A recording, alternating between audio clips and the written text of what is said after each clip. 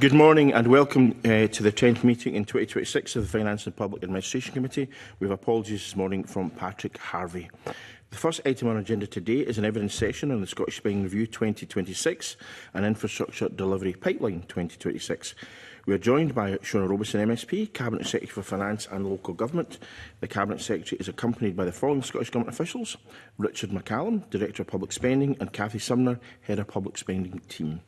I'd like to wish you both, all three of you I should say, good morning and welcome you to the meeting. And before we move to questions, I invite the Cabinet Secretary to make a short opening statement. Cabinet Secretary. Well, thanks very much, Convener. Good morning, everyone. I welcome the opportunity to be here to discuss the spending review and the infrastructure delivery pipeline.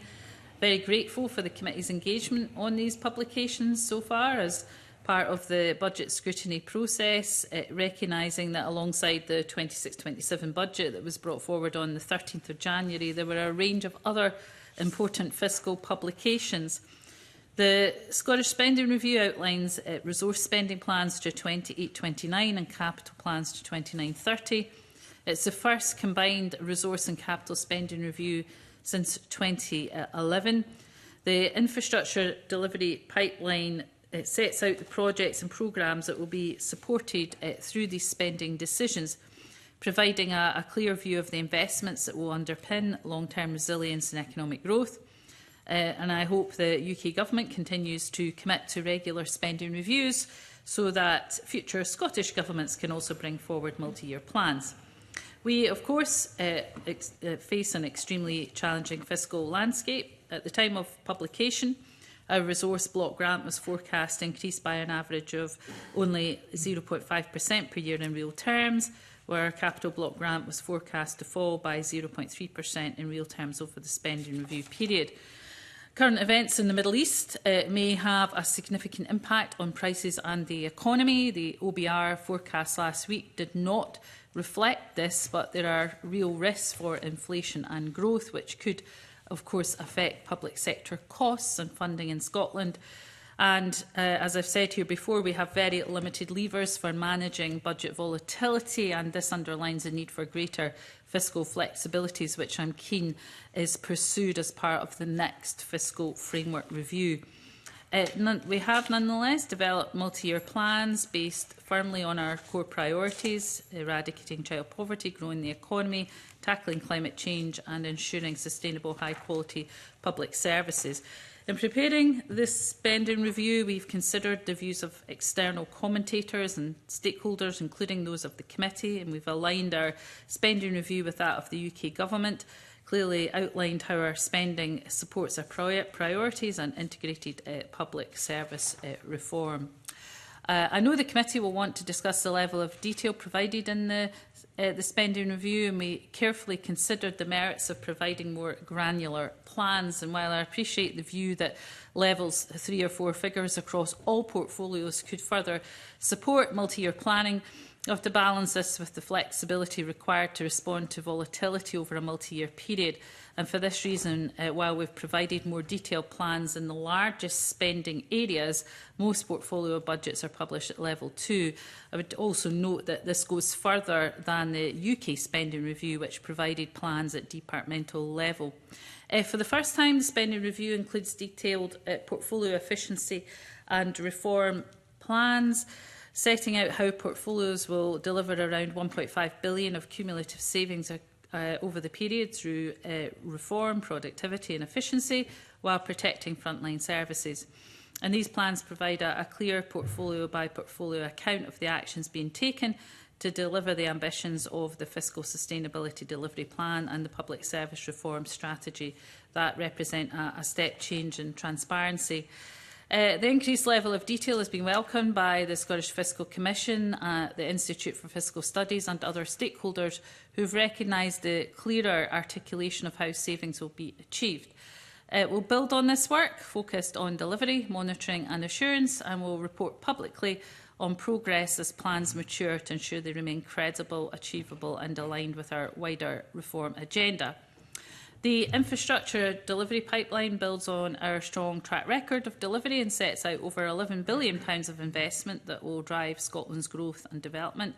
It sets out that we'll continue to explore revenue finance models to support the delivery of our infrastructure plans as we seek to make the most of public funding. And with limited capital budgets, it's important that we look at all funding options, and I'll be attending an event with the Scottish Local Government Pension Scheme later this month to set out the Government's ambitions for investment in net zero and discuss collaboration with pension schemes. This investment outlined in the pipeline will support productivity and help to deliver long-term resilience in crucial areas like housing, energy, transport and digital connectivity. And it includes supporting the delivery of affordable homes, investing in renewing our rail fleet and ferry vessels, progressing A9 dualling and investing across the NHS estate. To support effective scrutiny of the delivery of our planned infrastructure investment, I've published details of expected costs and timescales of the projects and programmes in the IDP. The Government will report twice a year on progress to deliver these investments. So, in conclusion, these documents published alongside the Scottish Budget represent a more integrated approach to our short and medium-term planning, and I hope this will support the committee in their scrutiny. And again, I'd like to thank you for your time today and your engagement with these multi-year spending publications, and I look forward to discussing these in more detail. Lovely. Well, thank you very much. In fact, to the kind of opening statement, it's kind of moved me to other areas than what I was going to ask initially. So I found your statement very helpful. I mean, in terms of budget flexibility, I take on board what you've actually said. You know, there's a lot more detail and transparency in the Scottish budget than the UK equivalent. So the UK will give departments, whereas in Scotland you'll get level 3 and 4 in some areas and level 2 in others. But do you not agree that if there was a consistency of approach, and that's one of the things this committee has pressed for over the years, as you're well aware, that if there was a simple, stage 4, for example, across the board, it would provide more certainty for stakeholders. I know what you're saying about flexibility, but it seems to me that if you're going to do a level 4 funding for some particularly big spending areas, where there's likely, I would imagine, to be more changes than the smaller areas, I would have thought it would have been best to do a stage 4 across the board. My opening remarks, it is important to have flexibility to respond to volatility, and we can already see where that volatility may come from with the uncertainty on the global stage. And of course, I'm sure we may touch on this a bit more, within a week of the budget being passed, we then had, of course, the spring statement with a complete change of the funding outlook. Now, while additional funding is welcome, having that just a week after the budget has been passed, it just shows how things move and change straight away, and there is then the opportunity clearly to deploy £900 million over the spending review. But as I've said before, convener, the budget and the spending review are true at the time of publication, but because our funding is so dependent on UK government decisions, it can change straight away, and it has. I think we all appreciate that, but I mean, if you've got those core stage, level 4 figures, for example, then if there's additional funding, they can be added to those, and people can see exactly where the government's priorities are in terms of that. But I want to move on to pension funds, because pension funds have been talked about for years and years as a kind of a pot of gold at the end of the rainbow in terms of housing and other areas. So I'm just wondering what practical challenges there are in terms of being able to access some of those funds. Housing is something that's been mentioned repeatedly over the years. It's never quite transpired. I know the Deputy First Minister has been engaged with a number of people on that issue for some time, and we're still looking for some fruition from that. So I just wonder where we are with that.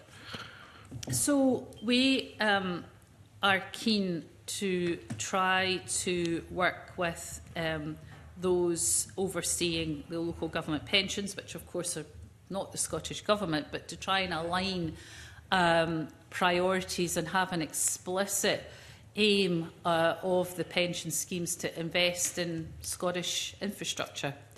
So that in itself would be a bit of a change, to have that as an explicit aim and to have a percentage aim. Now, I think there are some very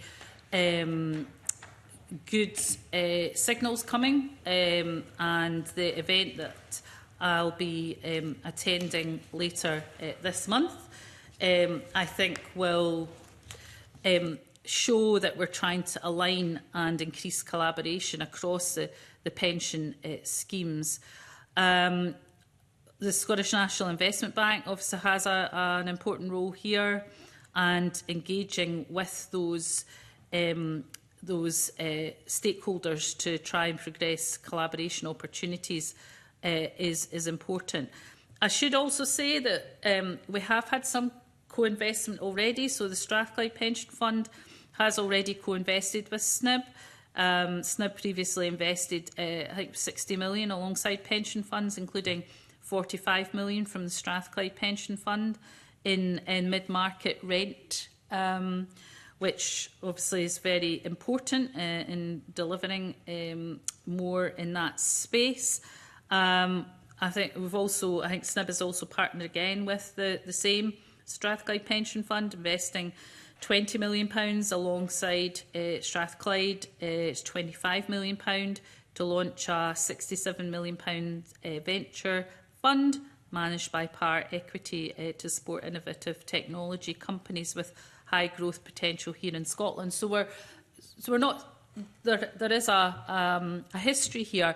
I think what I'd like to see change, and the reason that we're attending the event later this month, is I think there could be more collaboration, and those funds, I think, could have a more explicit aim to invest in Scotland, whether it's in infrastructure or in business growth.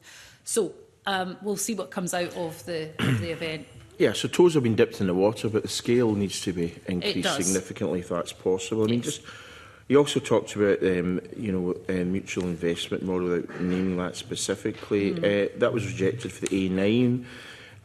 The costs involved in that are very significant in terms of resource. It's kind of getting near PFI kind of levels, up to 3.6 the cost of the project in terms of the money to be paid back. So in what circumstances would that be entered into? Because it looks to me as a very, very expensive way of delivering projects. And I think if history has taught us anything, it's like we don't necessarily want to be in a position whereby, 20 years from now, people are still paying, through the nose for projects that were delivered long ago. So let me say a few things. First of all, value for money case has to be made. And happening at E9. Well, indeed, and then it depends on the social value of a project. So, for example, projects that may deliver more in the say primary care space, for example, would have a higher value, social value in terms of scoring for the value for money case. It's also worth saying, you're never going to get an equivalent to the loan board. But if it's a question of doing or not doing, then the question is, do we not do, or do we find other ways of raising the finance to take, for example, primary care facilities forward? The Treasury are looking at exactly this because of the lack of health capital down south.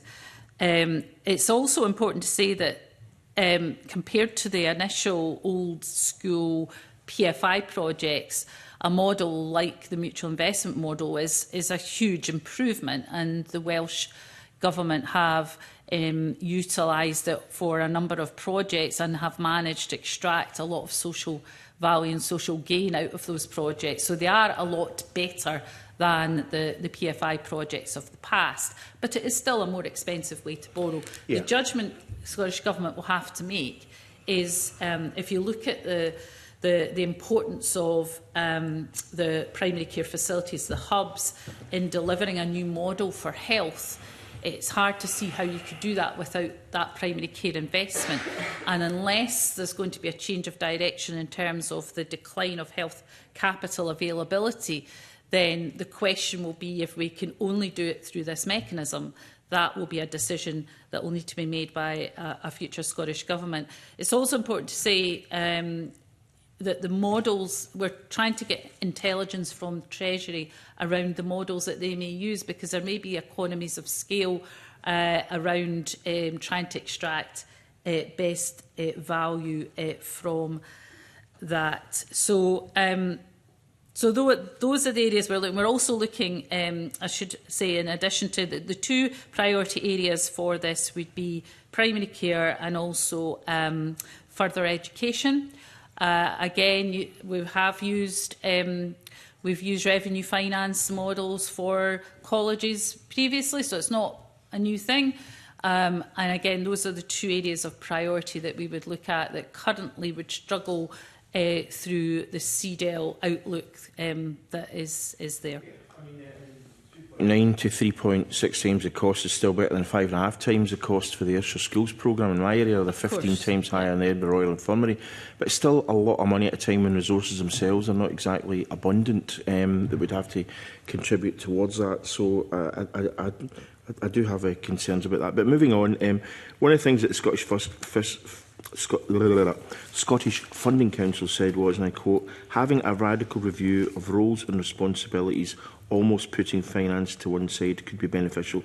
And that touches on the kind of zero budgeting model which we've raised in this committee on a number of occasions. So I'm just wondering whether or not more is going to be done in that area, because the committee felt that the responses to our requests in that area were not really dealt with in any great detail. There wasn't really any great commitment to that. And we do think at a time of financial difficulty, going back almost to first principles, not a subject can be done overnight, we accept, could be a way of actually releasing additional funds. What I do think is that as part of the transformation of public services, that will absolutely be required and has to be the key priority of the next session of Parliament and for the next Scottish Government. That will require a look at funding in a different way, because if you're going to be, if there's going to be a boldness around that, around how do you deliver services, whether that's changing the landscape of delivery or who delivers, that's going to require funding to be looked at in a different way, for sure. But I think we need to have the blueprint of what that looks like, and then the funding needs to follow that blueprint. Okay. Well, the Funding Council has said that that they said it was they had a very welcome budget uplift for 26-27, which will support stabilisation.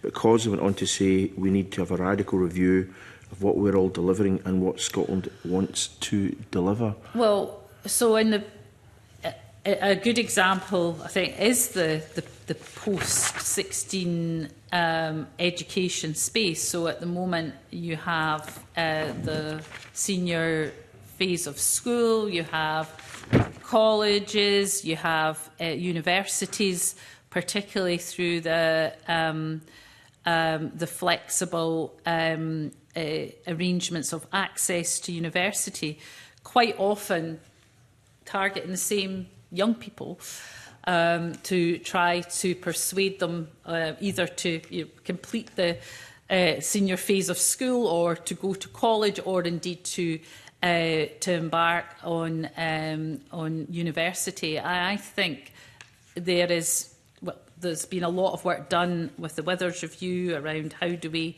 deliver a system that works better for young people. I think there's more to be done in that space. And I think we could utilise the funding that goes into that space more effectively. But these will be decisions for a future Scottish Government. I guess I'm putting down my reflections of Indeed. And my own daughter's experience, and you can only draw on what you experience and what you see. And I think there is a need for us to look at that landscape. Okay, thank you. I mean, one of the things that also witnesses have suggested, have basically said, well, in terms of the budget, when you talked about the budget being passed and additional funding of some 900 million over 3 years coming from the UK Government, although my understanding is 540 million of that's in the first year, but only 13 million in the second year, so it is a bit of a roller coaster. But what they've basically said is that they really need to know, and it would be helpful if the government could say how it will prioritise additional spending. So we have the Scottish budget, but if additional funding becomes available, there doesn't seem to be, you know, I mean, any obvious, you know, information being provided as to say, well, do you know what? Health and social care needs a boost, so that would be our number one priority, for example. So I'm just wondering if the Scottish Government will be doing that as part of this programme, to say, look, this is our core budget that we've put forward for this financial year and where the SSR is going, but if additional money becomes available, we would like to do this, we would like to do that. Of course, if for whatever reason there was less money, you know, as a shock to the system, what would be deprioritised would also be helpful, but more importantly, where additional funding will be invested. So just firstly on the additional funding, as you've touched on, I think it's important to say this, you do also have to look at the profiling of any additional funding. So the additional funding, the 545, I think it was, for 26-27 is not recurring. So that's yes, I appreciate that. Yeah. And then so there's a 540 million drop, effectively. Yes, 13 million. And then the recurring money comes in 28-29 of 380. Aye. So it goes down.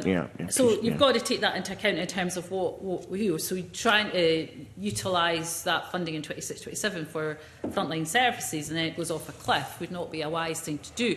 However, one of the things I have said here before in terms of the utilisation of ScotWind to smooth through the 27-28 very, very challenging year, we've said, you know, the priority would be to unpick that, as we have done previously, and you know, these decisions will be for the next Scottish Government, but that would provide an opportunity to unwind some of that ScotWind funding and to then smooth the spending review period through to 28-29. I also suspect there'll be manifestos written from parties around how they would see priorities for existing spend and any additional spend. But you know, as I said, I think there is an opportunity to unwind some of that ScotWind money and to smooth the spending review period through. And then in 28-29 to look at, you know, there is a better outlook at the moment anyway, in 28-29 in terms of that additional funding and what was already in the system. There are a number of key pressures that could easily benefit from some of those resources. Social care, you've mentioned. It will be for the next Scottish Government to decide what the priorities should be for that. And obviously we have to wait for main estimates in May for that to be confirmed. I should hasten to add, just to make sure that it is there. And as I mentioned in my opening remarks, Convener, we do have a period of global instability, rise in the cost of living, pressure on public services. Everything's going to cost more, from police cars on the road to ambulances to local government services. So we have to bear that in mind. The cost of everything's going to go up. Yeah, I mean, one hopes it's only a short-term shock, if anything, but the public sector reform strategy, I'm sure colleagues will want to explore that in some detail, so I'm not going to go into it in any depth, but it sets out commitments to change the system of public services to be preventative, to better join up and be efficient, in order to better deliver for people, and how we'll tackle systemic barriers to change. Now, we've been talking about that in this committee. John and I were in the 11 to 16 Parliament. We discussed this ad infinitum. We've discussed it quite a lot in this session, so this seems to be talked about more than actually acted upon. So how can we be reassured that in actual fact on this time that work will be taken forward in order to ensure that there is, as it says on the tin, better delivery in terms of spend? So I think it's important, first of all, for the government, as it has done, to set out the level of ambition, the fact that this needs to be done across the whole of public sector, and to begin to get into, you know, what is quite tricky territory of trying to define what frontline roles are, what back office roles are, trying to also do that in partnership and, with staff side as far as possible.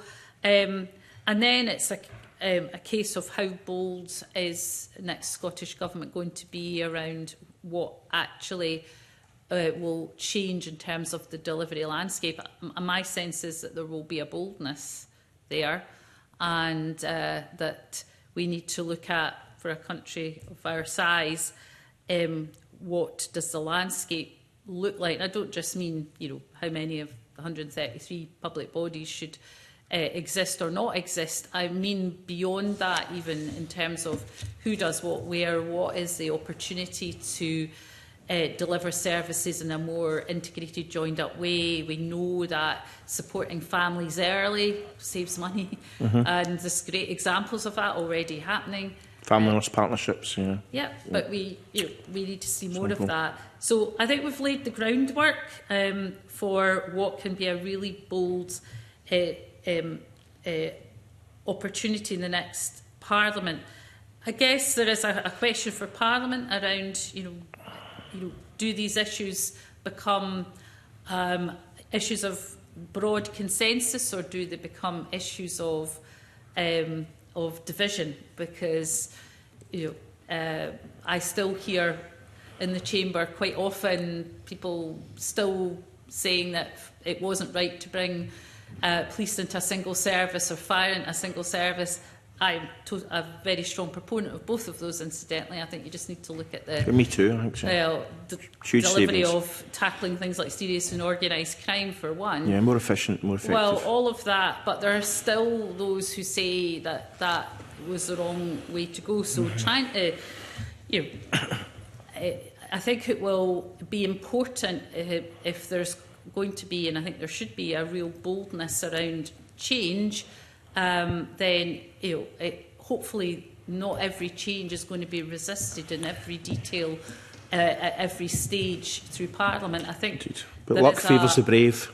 Well, I just think there needs to be a bit of a kind of wake-up call that this is something Parliament should embrace, not just government. I know, it's always been a real issue about disinvestment. Everyone wants more in prevention, but no one wants to disinvest in things that are perhaps not working so well. I want to move on because I don't want to ask too much more, because John obviously stopwatch out apart from anything else, and time is limited this morning. But the Scottish Government plans to report on progress in delivering projects and programmes set out in the investment delivery plan every 6 months. So what time, when will those be? Will it be May and November, or will it be April and October, whatever? What's the plans for that, so that we'll get something tied down on that? So the first one, Richard, in 6 months would be, when would that take us to? So I mean, I guess I didn't know it was 6 months for today. I thought it was just every 6 months. I thought you already had it in 6 months. So yeah, I mean, I guess this will be something we agree with new sets of ministers in beyond May. But our intention would be that having published the IDP in January, that we'd be looking at a first publication probably in just after summer recess to update on where we are in terms of the IDP, and it will follow that similar format to how we reported on the previous pipeline, information on projects, where they are, and an update on costs.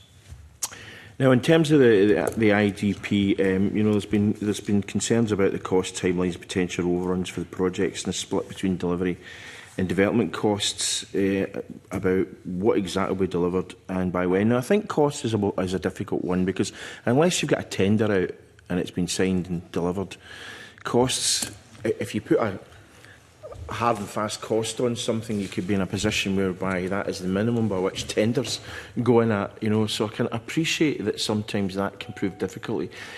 But once that's done, then surely those costs should be much more kind of tablets of stone, as should delivery times. Because one of the issues that we have, and I raised it last week with Scottish Futures Trust and the CITB, is the fact that the cost overruns and delays almost seem to be expected, which I think is wrong. I mean, if you pay a sum of money to have something done, it should be done by the date that's been agreed for the sum of money. And yeah, okay, we know there's inflation, but one would have thought there'd be optimism bias anyway. When a contractor is putting in his or her tender, then surely that's built into that. So I don't really think that's a kind of feeble excuse for some of the overruns we have. And across the UK, this is a problem, of course. We've seen HS2 and other mega projects, being vastly over, over the initial cost estimates. So I'm just wondering what extra information could be provided, because it's almost like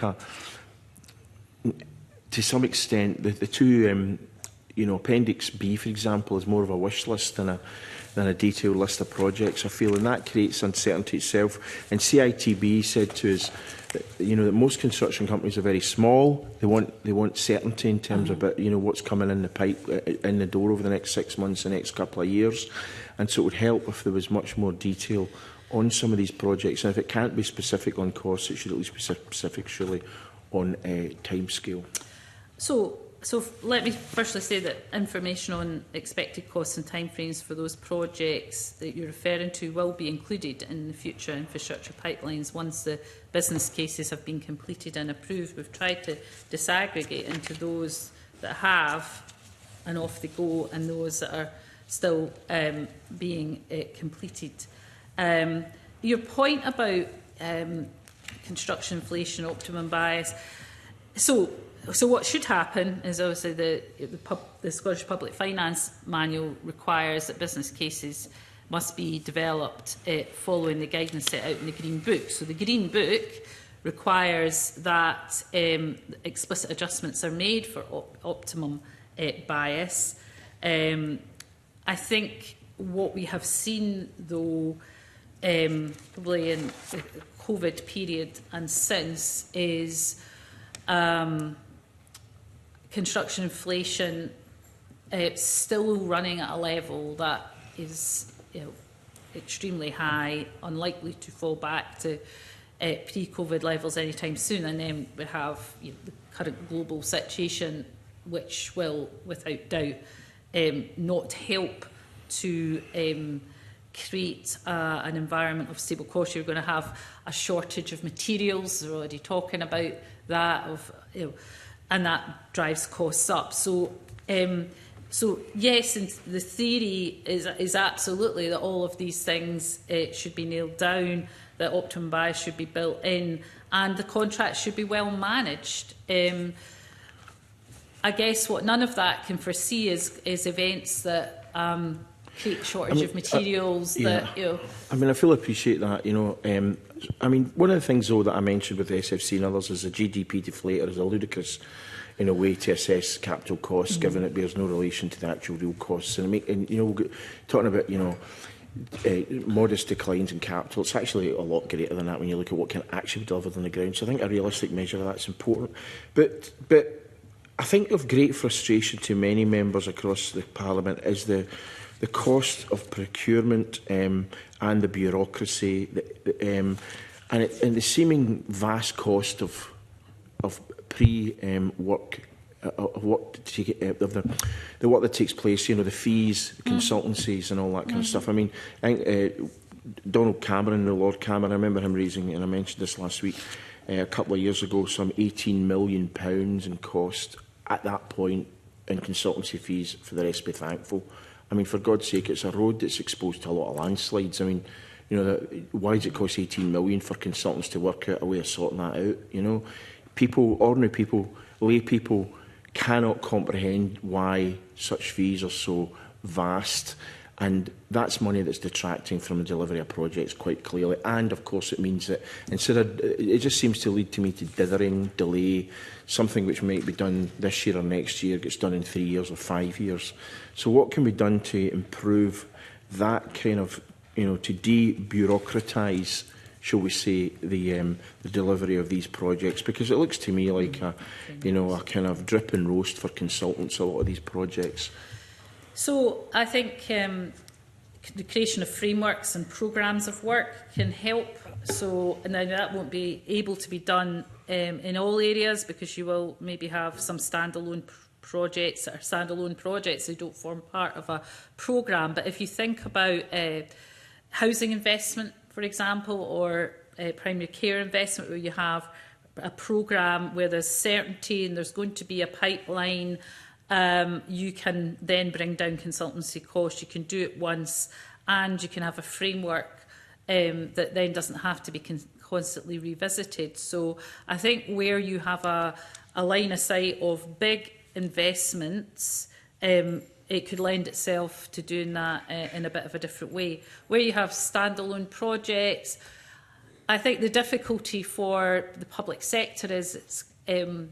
it's under constant pressure, understandably, to have every I dotted, T crossed, everything done, and that costs money. I don't know, Richard, if you... Consultancy fees, even if you're paying an astronomical sum, like £1,000 a day for consultancy, is that 18,000 hours of work? That 18,000 days of work. I share your concern, convener, about figures for like one that. road. You know, I mean, come on, it's just it must be able to be done more efficiently, more effectively, and more timely. Yeah. I mean, and I think you did pick this up with Peter Reiki from SFT last week. I think it's something that SFT have been doing a lot of work with both local authority and NHS and other partners, Transport Scotland as well, to really kind of get under the skin of why consultancy costs are as they are, and seek to bring those down where possible. It is an issue again that we're seeing, and I think actually working with UK government, working with Welsh government and others on this, because it is a problem that I think all nations are experiencing, and actually how we can make that bring those costs down. I do think the Cabinet Secretary is right, though, in terms of that. We certainly see those spikes in consultancy costs where they are more standalone projects, and I think the more that we have that pipeline of work, I think that is an opportunity that we have to manage those consultancy fees in a different way. Okay, thank you. I'm going to open up the session to colleagues around the table now, and the first will be Michelle, to be followed by Craig. Good morning. Thank you very much. I was glad to hear you reflect on your opening remarks about the issue in the Middle East, and fairly reflect that that's obviously going to have a resultant impact in some way, although none of us are certain on whether it's, you know, a short-term shock or something longer. But and obviously interest rates, impact on UK government debt, all of these things are factored in, inflation, construction costs and so on.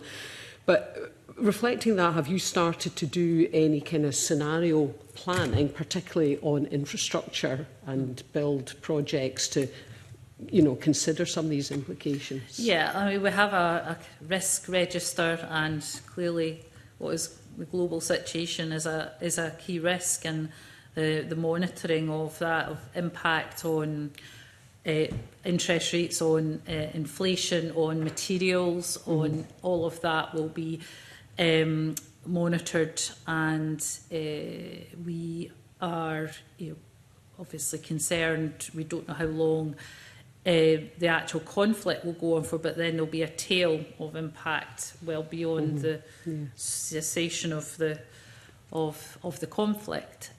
So yeah, we have a risk register, and that will be monitored.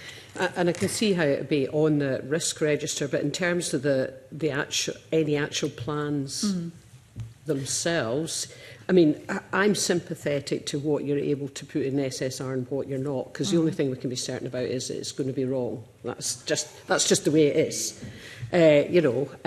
But some of the near side projects, it might quite quickly flow in. So I suppose what I'm trying to explore is, as well as putting it on your risk register, are you actually looking at the potential impact on plans that are in train at the moment? Well, we, of course, budgets critically. Yeah, so we would expect our Cabinet Secretaries to be in constant contact with their areas of public services are most likely to have the biggest impact. So fuel costs, and they will be discussing with their various public bodies, delivery bodies, what the impact is in reality, and what that means for budgets, but also the ability to deliver what, when, and how that might be impacted. It does also raise a wider issue, and it's something I know you've raised before, and something that I have and continue to raise, and I think will be really important for the next Parliament. And that is the lack of flexibility in the fiscal framework. So events like this come along, and the levers we have to be able to flex to deal with something that could have a number of years of impact are so limited. And I've got my last FISC later this month, and I will continue to press. We obviously have agreed a review, but the terms of it need to be realistic in the current climate of uncertainty I mean, Yeah. that's the main certainty, is the uncertainty of the next few years and what may come at governments and them having to face some of the issues that you're alluding to in terms of costs and the management of services. So it really makes the case, I think, for that flexibility. Yeah, I completely agree, because if really the driver in the face of such uncertainty has to be growth, the fiscal framework or the limitations in it restrict the ability of the Scottish Government to encourage growth, particularly around a lack of borrowing powers for capital, quite fundamentally. I wanted to ask a few other things that might sort of fold into that. Flexibility in funding. Last week when we had our evidence session with Police Scotland, they were making the comment that as part, when it became Police Scotland, they lost their power to borrow and hold reserves. And they said that they were in discussion with yourself about that, and it would be, you know, they described it, I think, as an incredibly important tool for us. It'd be useful to have an update on that. And I suppose sort of following on from that, although it didn't come out in the session last week, flexibilities for colleges also, you know, like their college transformation grant, where they see that they're being restricted as it is at the moment to encourage growth, in effect. It'd be useful to get a quick update on both of those. I mean, I think it's fair to say they have both raised, so college sector and Police Scotland have raised these issues. The difficulty is that it would all count against borrowing, because they're of they would have to, their nature of their construct would have to change significantly. Otherwise, it's just part of the one cake, and whether it doesn't grow the cake, and therefore it would. I can't see what the advantage would be. So, and then if you're completely changing the status of an organisation, it's then there's questions of, well, where's the accountability? In terms of delivery, it would be a different relationship. So I think, you know, it's not to say that these things shouldn't never be looked at and discussed, but there are pros and cons. So clearly we are, you know, held to account regularly about the delivery of, you know, ex-police and to do whatever. If you had a very different structure, akin to complete autonomy, then you would lose some of the accountability to enable them to perhaps have a status that could borrow. I don't know, Richard or Carrie, if you want to come in on that. No, I mean, basically, that's the point, I think. Yeah, absolutely. I mean, within our levers, we can't really allow any more. It would have to come from within the Scottish Government's borrowing powers if we were to provide more. I think ultimately it comes down to probably that discussion about the fiscal framework and what comes next. Ultimately will be where this needs to come to. It's kind of ironic that these restrictions that are placed on the Scottish Government via the fiscal framework are actually being therefore passed through to public sector organisations as well. Local government obviously is a different construct, different status. They're able to borrow. In fact, you know, it could be argued they have more borrowing powers than we do, although that they have to be cognizant of their ability to repay. And clearly, Scottish local authorities have not embarked on some of the investment decisions, borrowing decisions that some English local authorities have done. We can see some of the results of that. However, I think, So I think for the time being, the accountability and the governance structure of the likes of Police Scotland and of the college sector are unlikely to kind of change anytime soon, I suspect. And I suppose also sort of following on some of this area, I suppose I'm doing a bit of a kind of catch up of this parliamentary session. One of the issues that we've touched on habitually, because to understand growth we need to have the data. And there's missing data sets, something the Fiscal Commission have raised. I had previously written to the OVR about collecting the data to allow us to see what's a Scottish inflation rate was, which they basically refused, actually, which was unfortunate. But in terms of the fiscal framework review, are you also looking at additional data that might be gathered, or have you factored that in at all? Because if we don't have the data, we've not got sight of it. We're only... Yeah.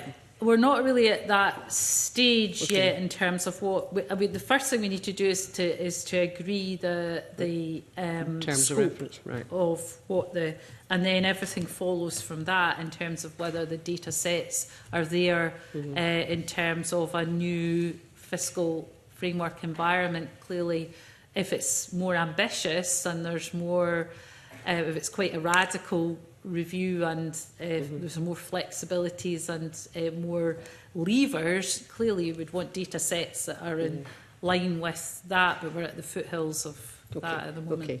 And a last wee thing, it's something I brought up previously, and again it might fold into that discussion. You know, there's quite limiting rules for SNIB in terms of their inability to recycle financial returns from successful investments into new deals.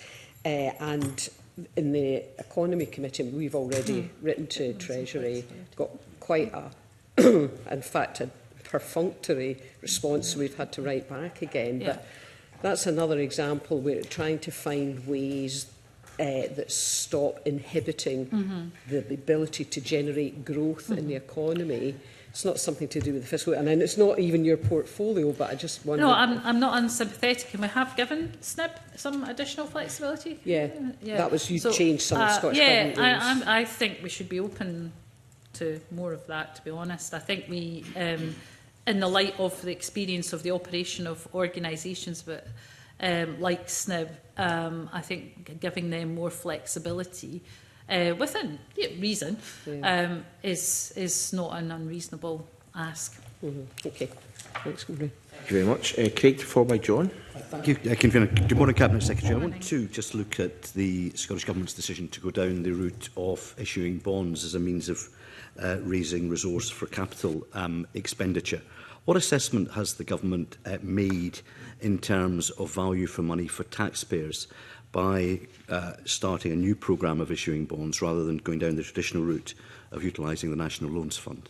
So all of the value for money case, of course, was thoroughly carried out, and it's important just to reiterate to the committee, this isn't about borrowing more, it's about borrowing better. So the tonal dates and periods are more flexible under bonds than they are with the National Loans Board. That's one of the main benefits of being able to issue bonds. So it's about borrowing differently, not more, with more flexibility.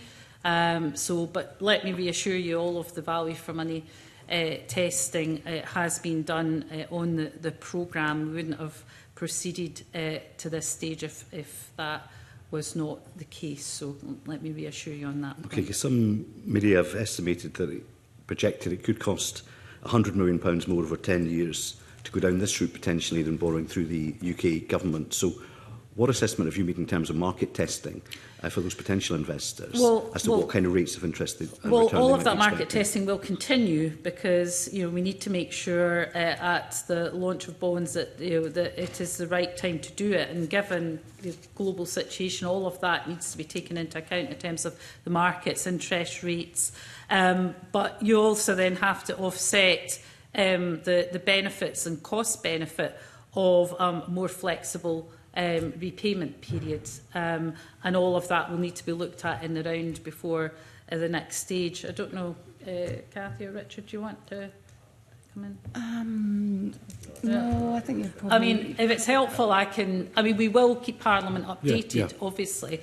What we've had is key gateways so far, and the point we've got to has successfully passed through the key gateways that we've set in terms of value for money testing, and then obviously the next stage would be the market conditions.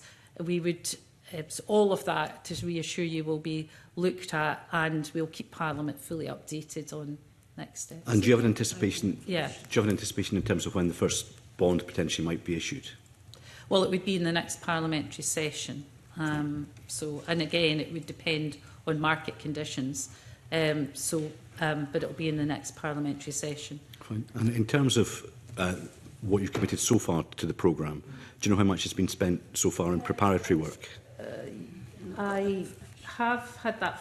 The figure exists. What I'll do is I'll write to the committee and update you on what's been. It's quite a small amount of money compared to, well, compared to the programme. Clearly, it's been around the establishment and consultancy costs. I think it's half a million so far to Ernst & Young and 50,000 in legal I will fees. update you to make sure that the costs that you've had so far are accurate. Fine. Okay, looking at other areas, obviously one of the key areas that's already attracted some attention within the spending review is the ability of the NHS territorial and national health boards to deliver efficiency savings. Mm-hmm. The efficiency savings that you're projecting are 3%, which is above historic levels. So what specific measures will the Scottish Government be seeking those health boards to implement to achieve these savings, bearing in mind that the first round of savings generally is easier to achieve than the second round of savings? And what contingency plans would, if re-elected, would a future government put in place to make sure that frontline health services don't suffer should those savings not be achieved?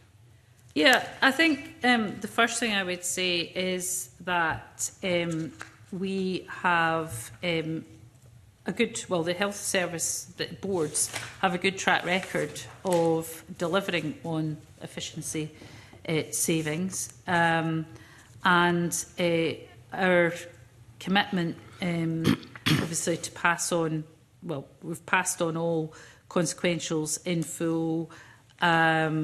We have compared. I think it's fair to say most commentators recognise that within the constraints we have, that health and social care have had a real terms uplift of 5.1% across the spending review period. However, portfolio the health board efficiency and reform plans will have to deliver a minimum of 3% per annum efficiency savings, and they get to keep those efficiency savings to reinvest, and that's important because that's an incentive to generate the efficiency savings.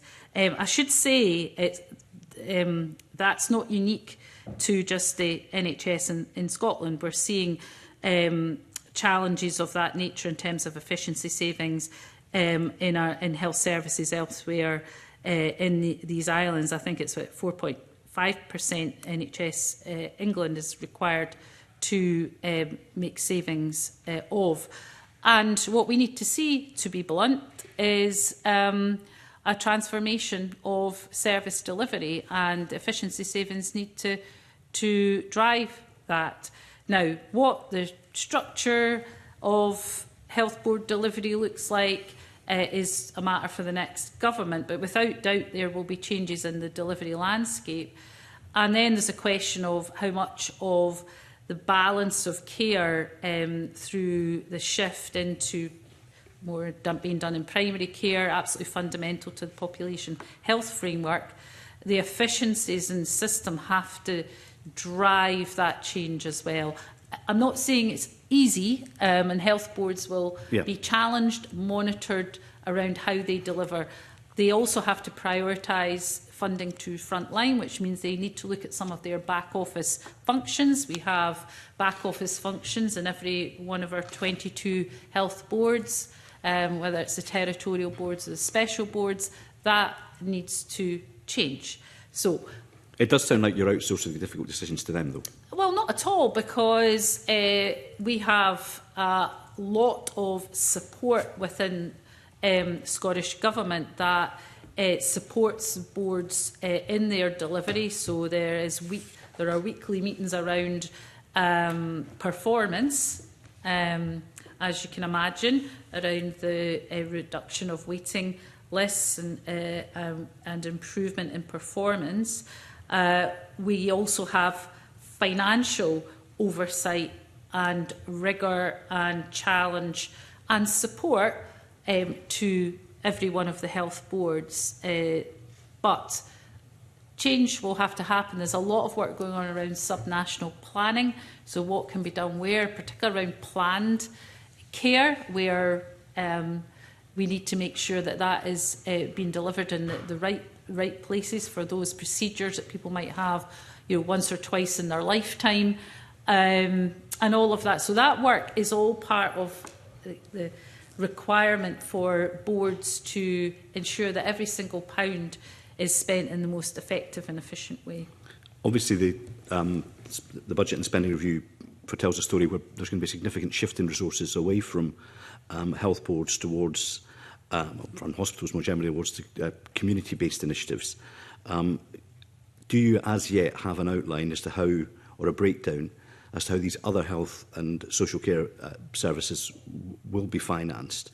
And what will the split or the emphasis be between primary care, social care and preventative services? Have you modelled that as of yet? Well, the Health Secretary has been clear that there needs to be a shift of resources and output of where what is done where, from acute to primary care, so that people can get more of their health services more locally. And that's about making sure that procedures that can be done in a primary health setting in a hub can be done there rather than someone having to travel to an acute service. We're already seeing a lot of, we're not starting from kind of first base here. So if you think about eye care, for example, a lot of ophthalmology services are now being delivered in community rather than people travelling to hospital. A lot of that in partnership with specialists within the acute sector. So this will be an evolution because of the size and scale of what's trying to be achieved. In relation here. to ophthalmology, a lot of it's also now being done through the private sector, through Specsavers, for example. You can see that point. Well, through independent contractors, yeah, The it's a private partnership with specialists, so they would refer people to secondary care where concerns are identified. So I think it's a good partnership with our, and I think to be independent contractors would see themselves as part of that NHS offer, the primary care services, community-based health. They would see themselves as an important delivery partner within that. The spending review includes quite significant reductions in real terms to the capital spending within health and social care over the period. How can we expect improvements to be delivered and productivity to be enhanced without increased investment in facilities, equipment and technology? Well, capital availability is being cut in real terms. Our capital availability is going down. So you can only cut the cake according to what the size of the cake is.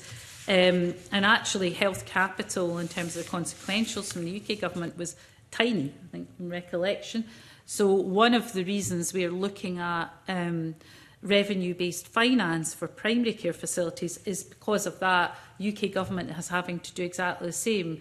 The West Streeting is having to do exactly the same because the health capital allocation, the Department of Health, is very, very limited. So we've got to be imaginative in how these new models can be funded.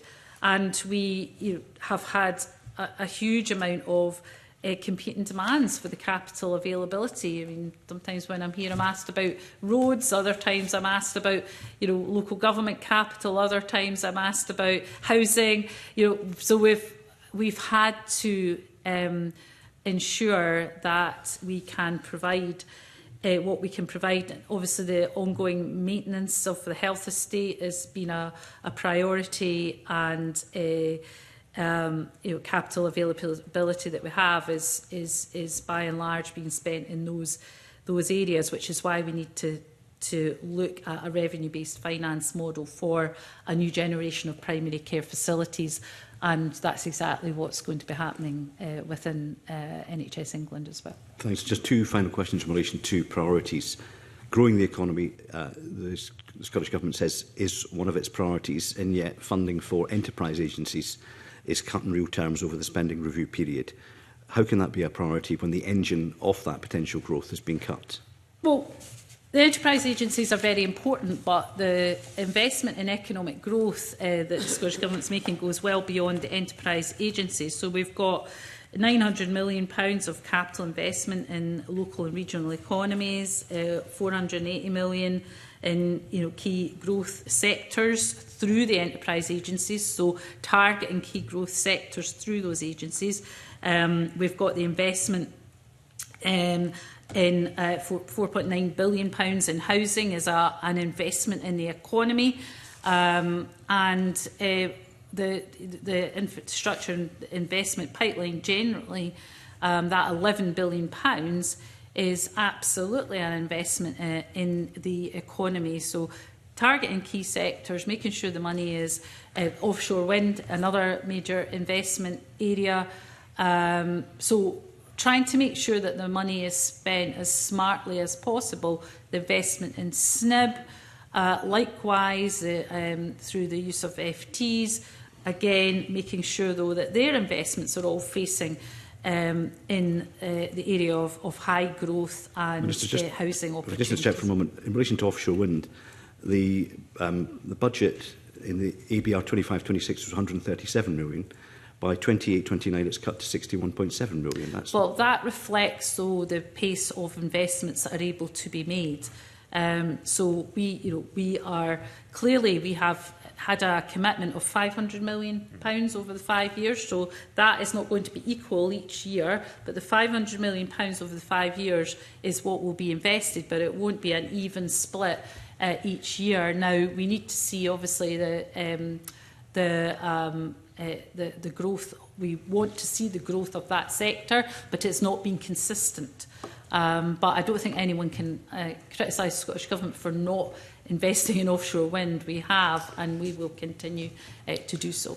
And fine, just lastly, in similar vein in relation to priorities, we've had the argument around welfare spending. We won't relitigate that, but you've said that growing the workforce and therefore the tax base is one of the critical ways that the Scottish Government can increase economic performance, raise tax and therefore fund some of the pressures on public spending. What should we read into the fact that the employability budget over this period is flat in cash terms? Well, employability funding is still significant, and it's clearly no longer a priority. That's what I'm saying. Well, no, it is a priority. In addition to the employability funding, of course, we have the new funding that is exactly in that space, that's going to go to colleges to support their enhancement of the offers to people that they can bring in. That is part of the employability, wider employability investment. So that's what £8 million that colleges are getting. So that is a new fund that will be very much about helping those furthest from the labour market into work, particularly those who may find the college route less intimidating, for example, than maybe some of the other employability programmes. So, I think that offer, that suggestion, that idea came directly from the college sector, having looked at what they could do to enhance the offer to improve the scope of getting people back into work. So I think that investment is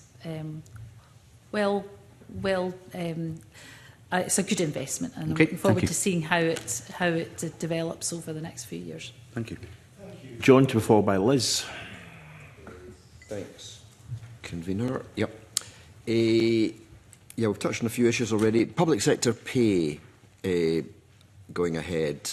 I mean, there's the whole question about the 9%, which was the target, and quite a lot of that has gone in the first 2 years.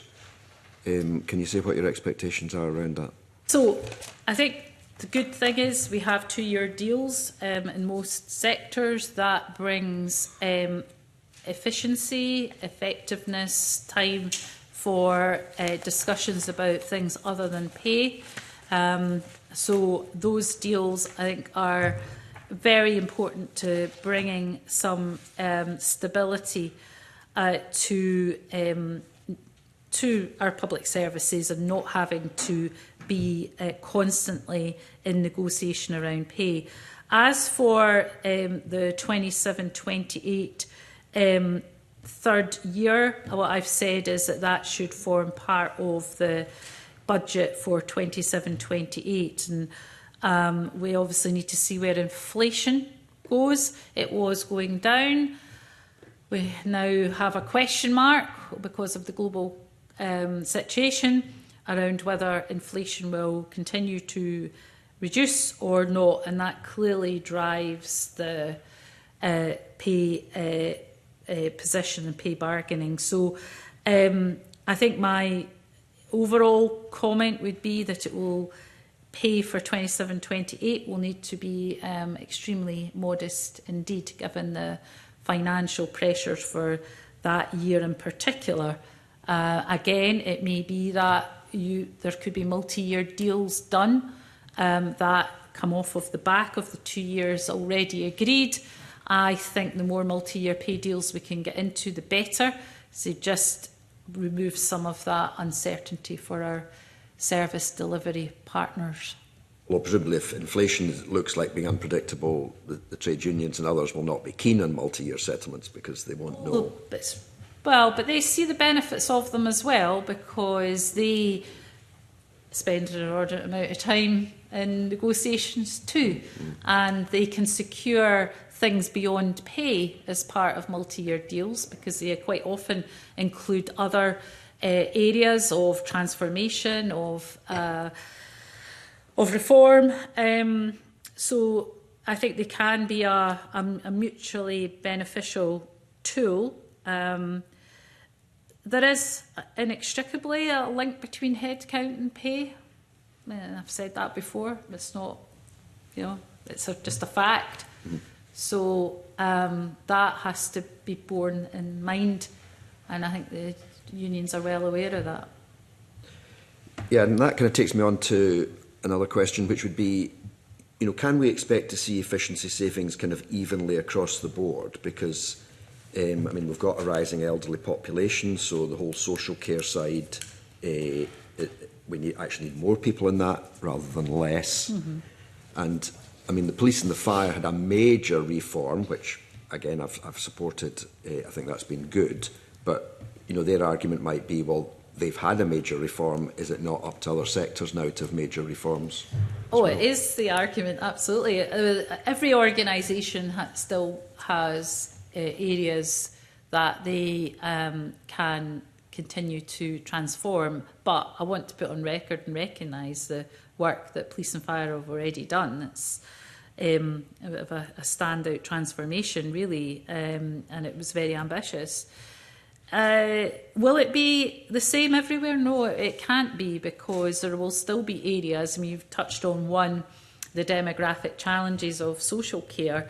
It would be crazy to reduce that kind of frontline workforce, wouldn't it? You couldn't do that in the face of a demographic challenge like that. So it won't be evenly spread. And of course, we've already said that frontline workforces need to be prioritised. That will mean that back office supports, corporate functions will need to be delivered differently. We need to look at the use of automation for some of that, and the use of technology, so that roles can be changed, and all of that work is underway. So it won't be the same everywhere, and it won't be evenly. There are also, as is ever the case in any organisation, there will be some who are first out the traps and get on with it, and there will be some who take a bit longer to get to where they need to get to. Okay. So I'm interested, you used the word frontline twice there, and I think it's the convener kind of mentioned it before. So would that kind of mean that all the accountants would lose their jobs? Well, I'm a big fan of accountants, but do we need as many of whatever? And I don't want to pick on accountants, but if you think about, I've used health, so let me return to health. We have 14 territorial boards, eight specials. Well, I think it might be going down to 7, won't it? But they all have their own corporate functions. It's grown up over many years of the way public services develop. That's what they do, and and many of them have taken on new responsibilities. All of that is understood. But all of that the way those support services are delivered need to change, and that is a big area of the efficiency and transformation. And that's not to say that these roles are not unimportant. They are important, and frontline services couldn't do their job without some support from support services. And I wouldn't want to, imply in any way that these jobs are not important, but they can be delivered in a different way.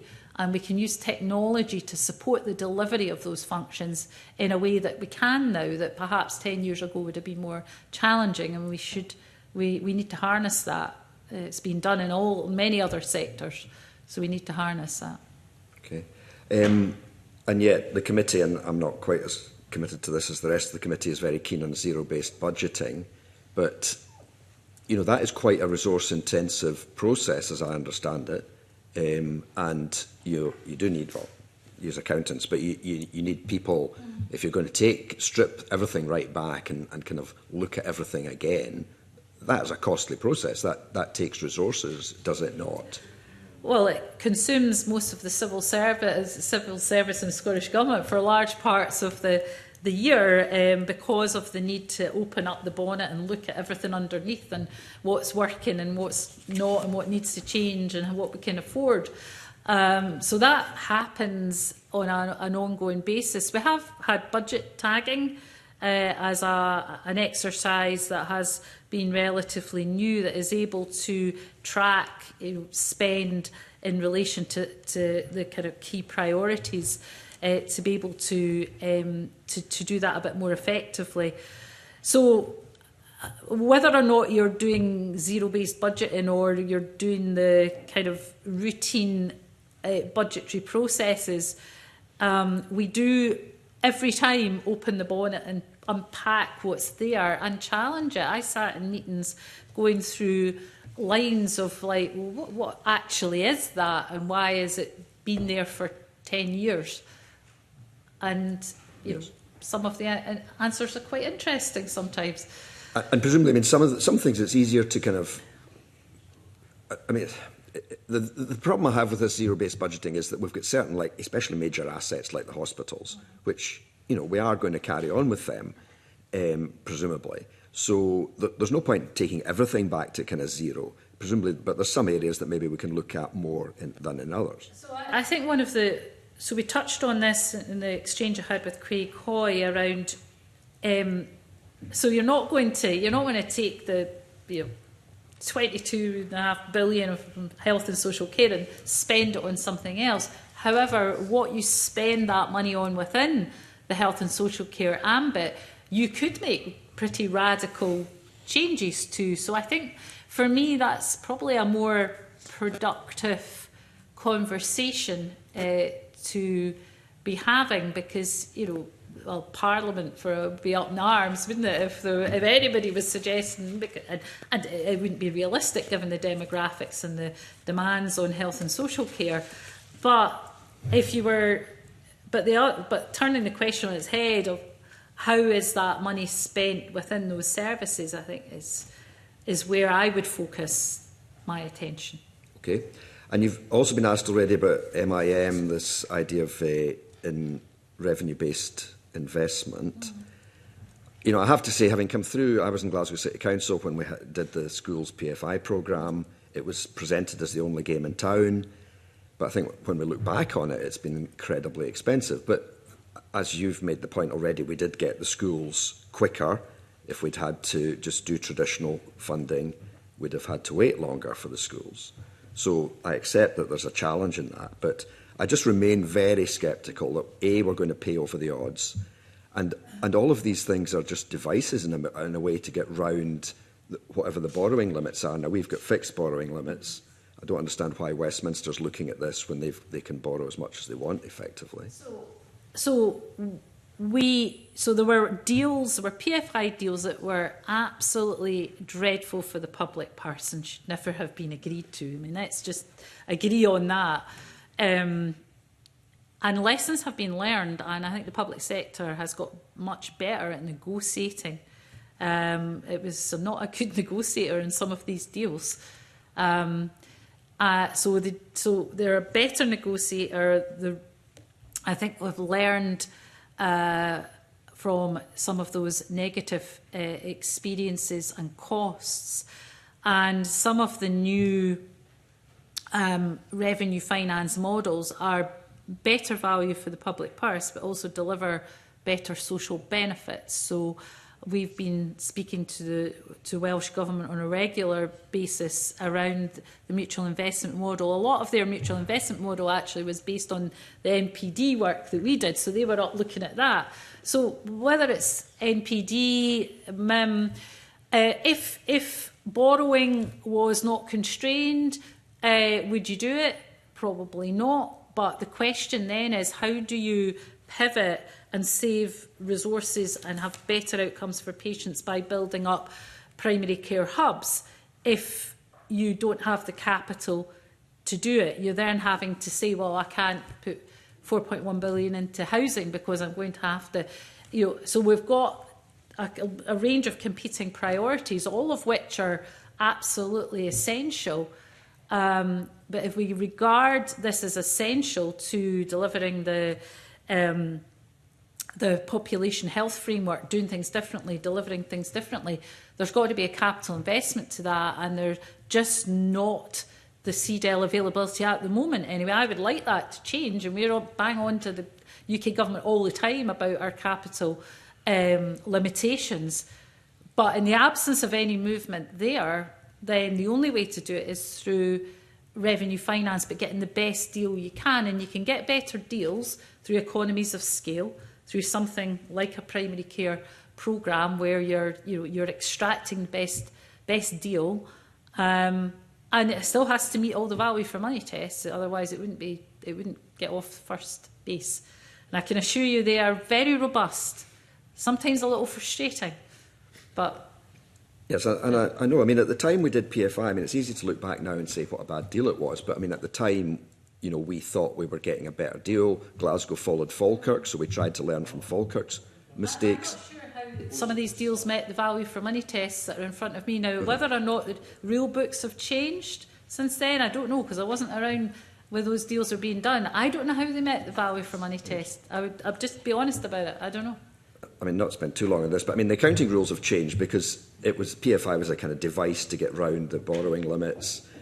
They changed the rules. Then we've had a whole range of different things, and it still feels to me, and I accept that we get the asset quicker, but future generations will be paying more for that asset compared to if we could borrow it. And you then have to make the asset work for you that saves money elsewhere in the system, because services are going to be delivered in a different way. So these are the things that all have to have bearing on decisions that have not yet been made, I hasten to add.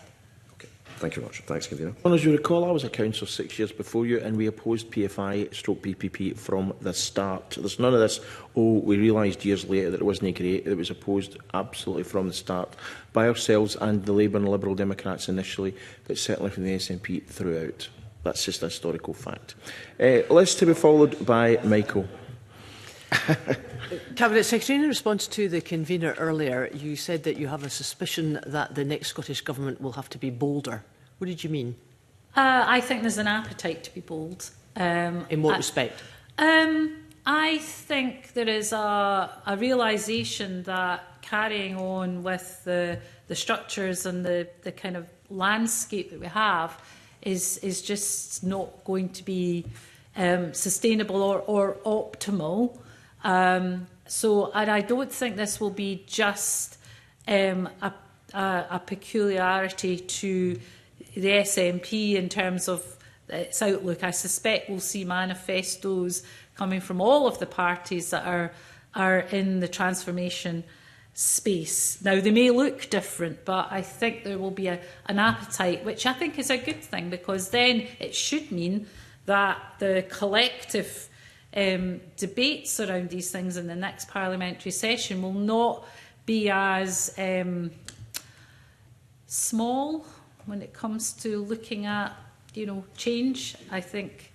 So is that a recognition, Cabinet Secretary, that this current Scottish Government has not been able to afford all the priorities that it has set out, and that some of the difficult choices that have undoubtedly been made have not been enough to ensure there is fiscal sustainability? I think it's a recognition that if you look at the next 10, 20 years, the way we deliver services and what the landscape looks like is going to have to be grasped by any government, because demographic challenges coming down the line, that the existing structure and landscape that we have is going to have to change to meet, if everything else stands still, just those demographic challenges. So we will need change.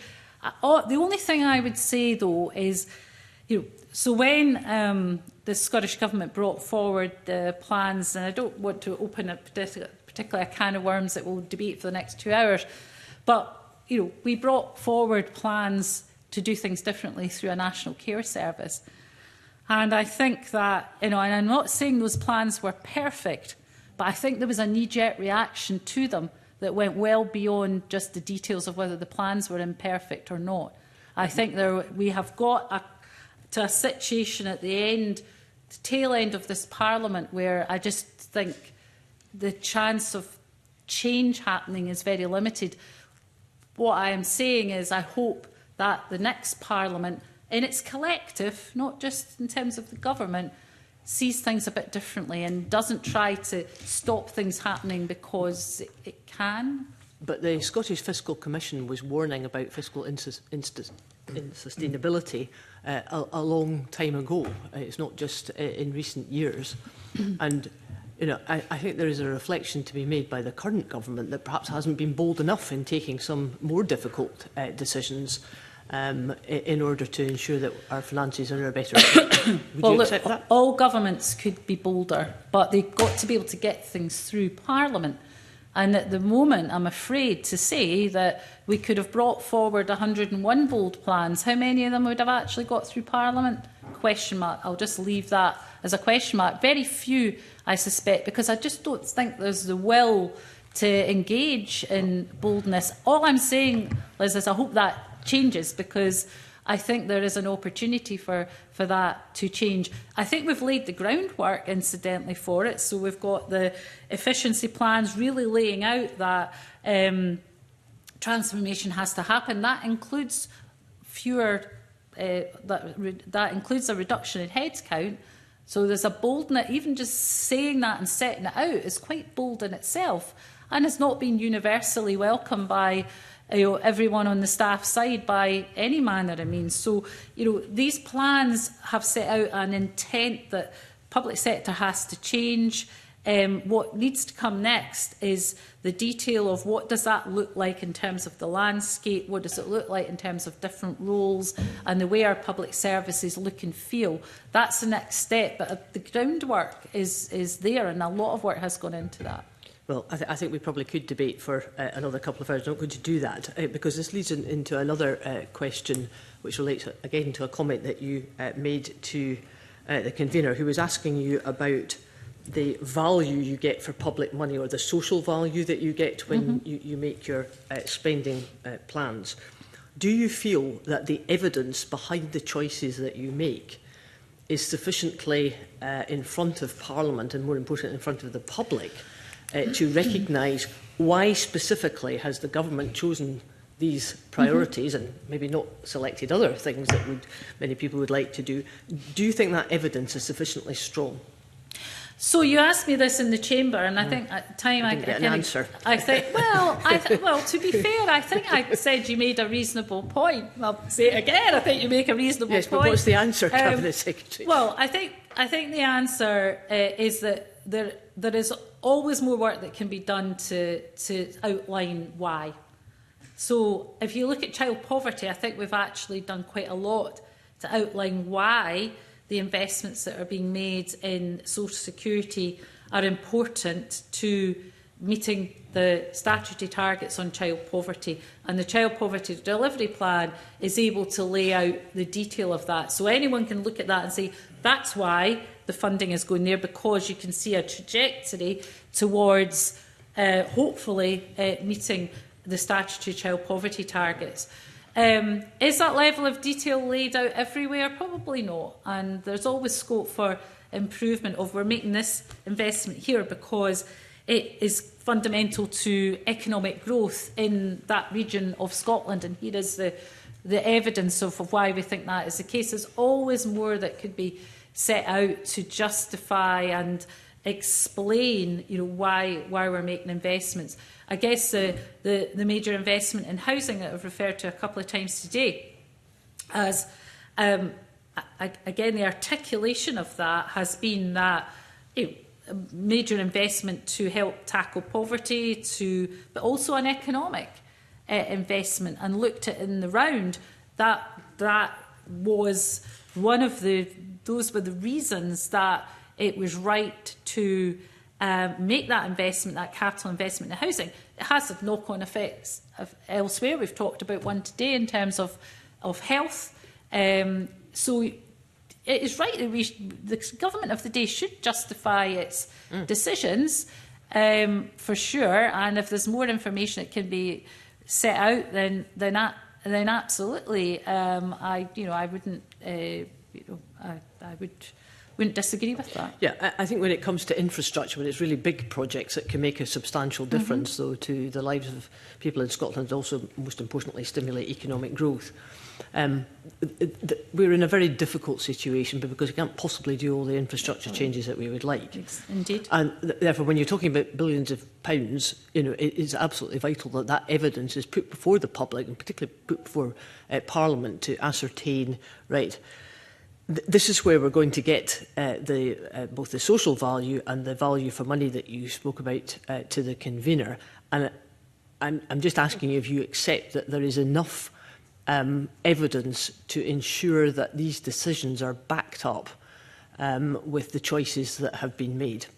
I think we have made improvements, but I think improvements can always be built upon, and I'm sure there are ways. We always reflect after every fiscal event from whether it's what FPAC say, whether it's what external commentators say, and I hope you'll have seen that certainly over the budgets I've been involved in, that every time we might not have completely satisfied every ask that FPAC have made, but they've not been ignored, and we have changed and made movements towards and tried to make improvements, and that will be the case after this set of fiscal documents as well, that we will look at what's been said. Is there scope to make further improvements, and that will be reflected.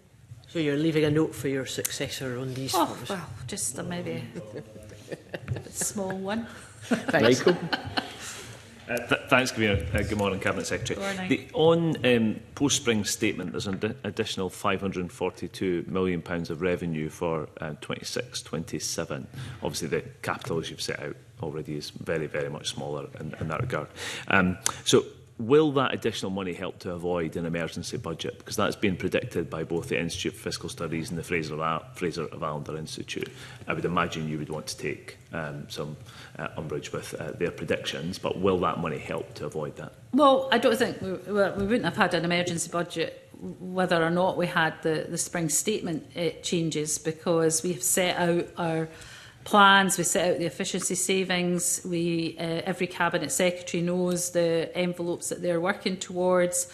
I'm not saying it's easy, and we have monthly monitoring that I report regularly to Cabinet in terms of kind of path to balance to make sure that we're where we need to be.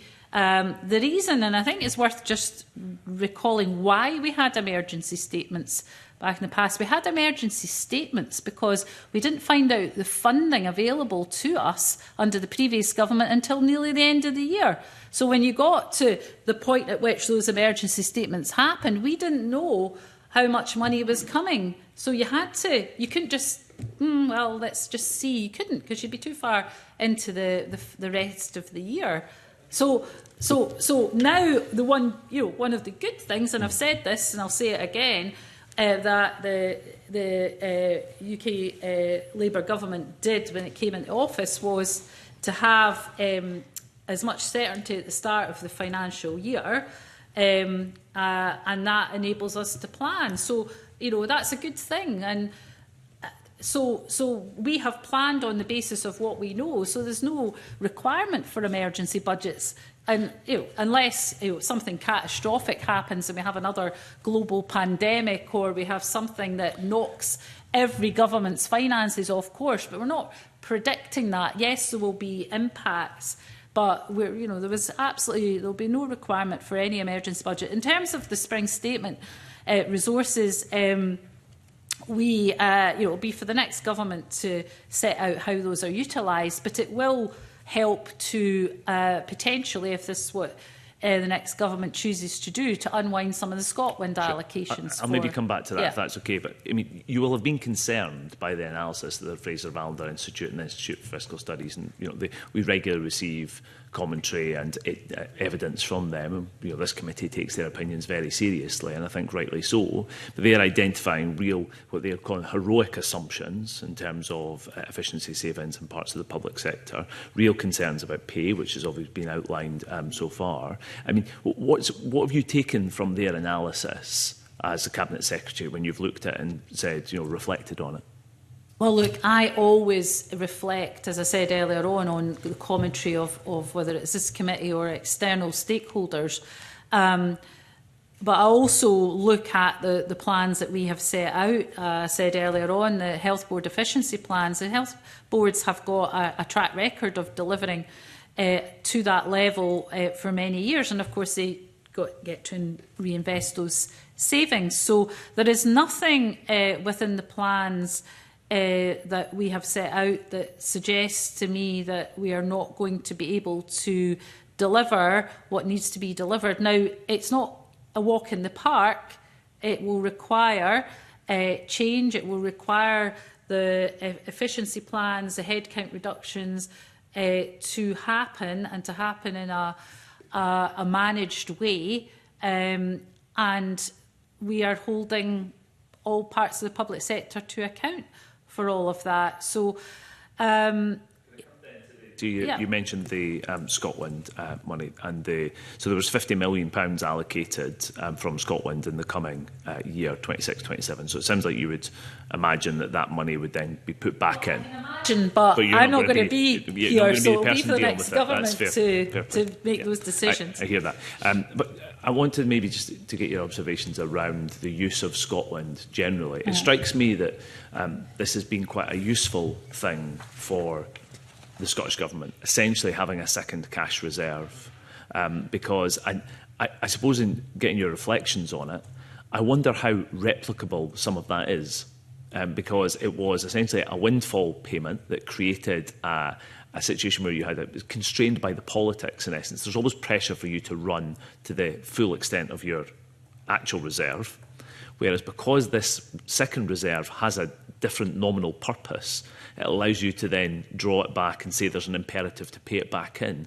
When we're reflecting on the conduct of the fiscal framework and the ability to do something about it, this is obviously proven to be something that's quite useful for the Scottish Government to manage your finances, isn't it? Well, it's the only flexible resource we have, which says a lot about the fiscal framework.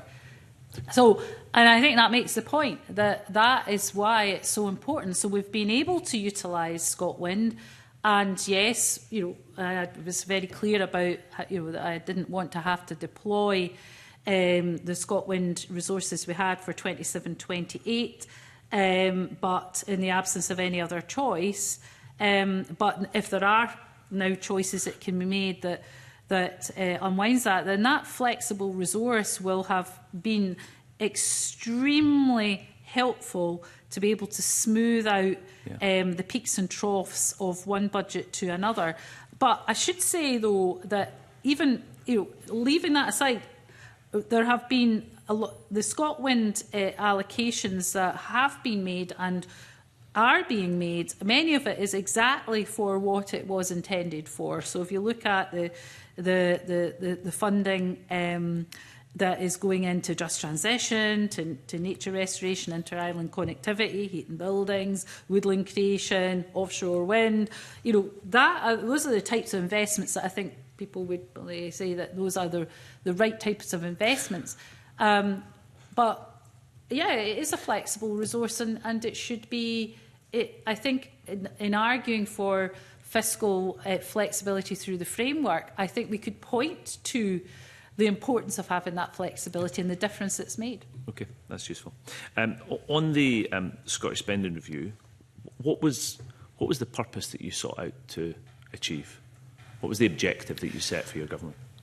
The Spending Review was an opportunity to give a line of sight of the allocation of resources that at that point we had in front of us, to give a sense of funding outlook, with the caveat that everybody across the public sector understands that it is only true for the point at which it is published, because the information then changes, and lo and behold, it changed straight away.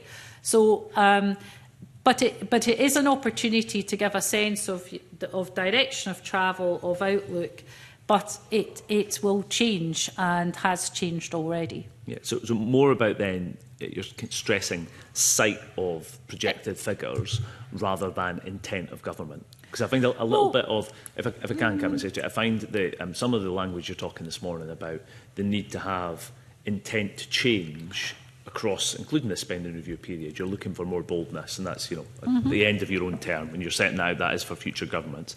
But actually, this spending review period holds into the next Parliament, and I would have thought that the time for a government to say, this is what we intend to do, how we want to change the shape of what we do as a country, is when you set these big numbers for the projection to the future, so that institutions can plan appropriately to do it. Would that not be fair to say that they still don't really have sight of what that plan for change is, and that this is a missed opportunity? Well, so the envelopes, I mean, so the envelopes are constrained by the very nature of what the availability of funding is, and the funding growth is very limited. So there is only the funding outlook is the funding outlook, and we are not able to change that. So then it's a case of what's going where. So I've already referred to the uplift in health and social care over that period. I'm being honest that health has benefited from above and beyond the resource consequentials that we all said we'd pass on. I think the bigger question is, within that resource, what is it going to be spent on? So, as we had the conversation earlier on, we're not going to say, right, we're going to change that that commitment to health and social care spend that has that uplift, because we're going to spend it on something else. It is more about what is that spend going to now deliver over the course of the spending review, and it has to deliver differently, and it has to be spent differently than it is at the moment. And that is, and the same, you could say the same for all parts of the public sector, but health is such a big part, of the spend. So sticking with that area then, the Institute for Fiscal Studies published just this last week the report Public Service Spending and Performance in Scotland. They pointed out that health spend is 2% higher than in England. It was 4% higher in 2019-20 and 11% higher in 2010-11. So actually the gap in terms of spending has shrunk in terms of over that period of time, decisions that your government has taken in that regard. But it feels to me that this comes to the question of purpose. So you're right to highlight, of course, in terms of the allocation of the money that is available, and that's set out in the indications that you have in the broader spending review. But actually some of the outcomes that we're seeing, real lack of productivity in our Scottish Health Service, a situation where we've got neighbourhoods in Scotland that have lower life expectancy than equivalent areas in England. Is there not a lack of purpose in your spending review as to what you want to change, about what you want to do as a government and the direction you think should be taken? So, well, let me say, first of all, on the inputs, we have delivered above and beyond the resource consequentials to health for as many years as I can remember back. So that is a fact. But your question then is, well, what's delivered for that? And I think what you have seen over the last 8 months, maybe 9 months, is a major improvement in the productivity, albeit it was additional money, but the productivity and the way that productivity is being delivered with the extra appointments, procedures, people being seen more quickly. The challenge will be to sustain that improvement.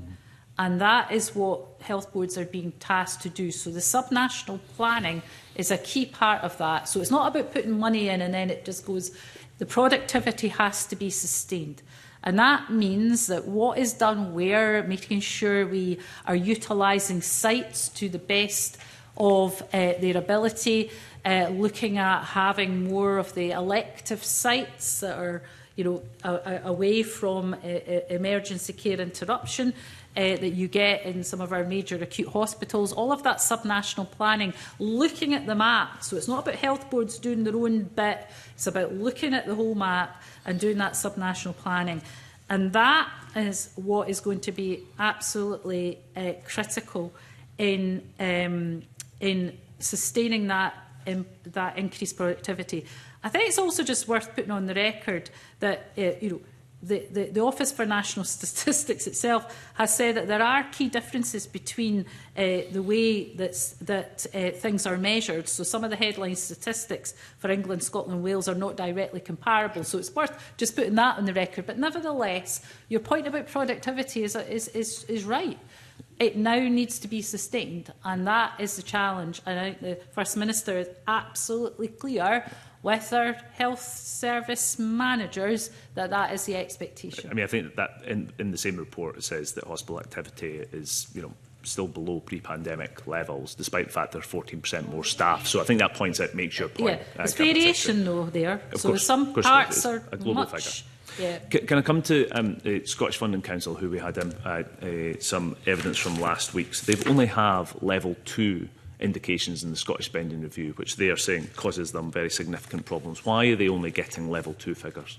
Well, I touched on this in my opening remarks, that we have set out the level of detail given the uncertainties over the spending review period, apart from those areas that are the major areas of spend, so for health, for social security and for local government. Now, there's probably scope in the future to go further than that, but it does compare well to the departmental levels of the UK government. We've given a level of detail they have not, but we have not, I guess, because the lower the lower the levels in terms of detail, the more constrained it becomes in terms of future choices. For our universities and colleges, this is a particular problem because they're far more reliant on direct Scottish Government funding than equivalents elsewhere. But there is no way at level 2 for the Scottish Funding Council to differentiate how much money the government is setting aside for colleges and how much it is for universities. We have a situation where our universities collectively are shedding thousands of jobs across Scotland, yet they have no sight of what that allocation is going to be. Is that not something that you could seek to remedy? Well, it's something I'll certainly take away and feed back to education colleagues. But I think there's been a lot of public statement about the prioritisation of the college sector, how much the uplift is in terms of the settlement. Yes, colleges did get a better settlement than universities on this particular occasion. And I think that was broadly welcomed in terms of the role that they play, but also the need for transformation in the college sector as well. And we touched on that earlier on about who does what where. That also impacts on the universities. I think that you would probably, we've had this discussion before, that there is an issue of institutions all fishing in the same pond for the same people. And actually, is there a need for our institutions to play to their strengths a bit more rather than trying to do everything and maybe another day. So last week we said the colleague from the Scottish Funding Council said at the moment we only have level 2 figures. We cannot issue multi-year allocations to institutions on that basis. We would very much welcome greater certainty and clarity. I'll reflect on that, and I can certainly pass back those comments to the education sector. My last area is on the infrastructure pipeline. So we had evidence last week from the Construction Industry Training Board, who were quite critical in terms of their inability to plan for a proper pipeline. They were saying actually the horizon of this is insufficient to allow them to deal with the skills issues. So it actually runs on from what we've just talked about in colleges. Is the horizon that you've set out in terms of the actual site of pipeline not too short to actually allow us, our institutions, to plan for the future, both private sector and public sector? Do you mean by that in terms of the time frame that it's operating on? Or? Yeah, that's certainly their view, that you don't have sight of enough projects. They need essentially a 10-year view, and it's like that's what the public sector can do, whereas the private sector is much more ad hoc and reactive. I understand the point that they're making, and I'm not unsympathetic to it. I think, though, the difficulty is that we're having to, as best we can, also align the infrastructure investment pipeline with the capital availability that we know that we have. And that constrains how long an outlook you could have. So we could set out a pipeline that is based on speculation rather than what we think the capital envelope is going to be. Now, that envelope probably will change, but we can't set out projects and have work done on them that have absolutely no possibility of ever seeing the light of day. So it is a bit of a quandary, because there are benefits for setting out that longer time frame. But if the capital availability you only know up to a certain point, what are we basing that on? I guess is the question. But it's something I think is going to be a tension for sure. Thank you, Kabir. Thank you very much. The last Spice seminar I spoke at, there was a discussion on frontline services, and they said, what are frontline services? As well, the public out there would consider no one in this room to have a frontline service job, and indeed we could say that about probably this room today. So is it not quite an unhelpful kind of term to use? I mean, for example, does the Scottish Government have a definition of frontline services? Because people think, nurses and doctors in hospitals, but of course they couldn't work effectively without everything from porters and pharmacy to human resources and the maintenance teams that back them up.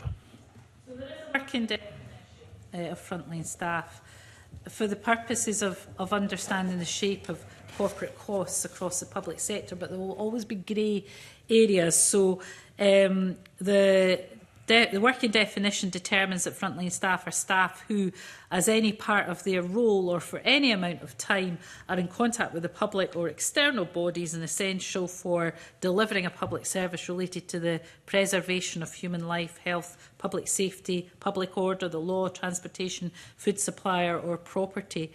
Now, there's a whole list of examples. I'll not take them through because they're obvious. And examples of staff who are not frontline, again, I'll not take you through the list because they are obvious, but there will always be grey areas. But it is a guideline. What we then require is for each organisation to look not just itself, but in collaboration with other bodies that are similar, how they can provide those support functions in a different way.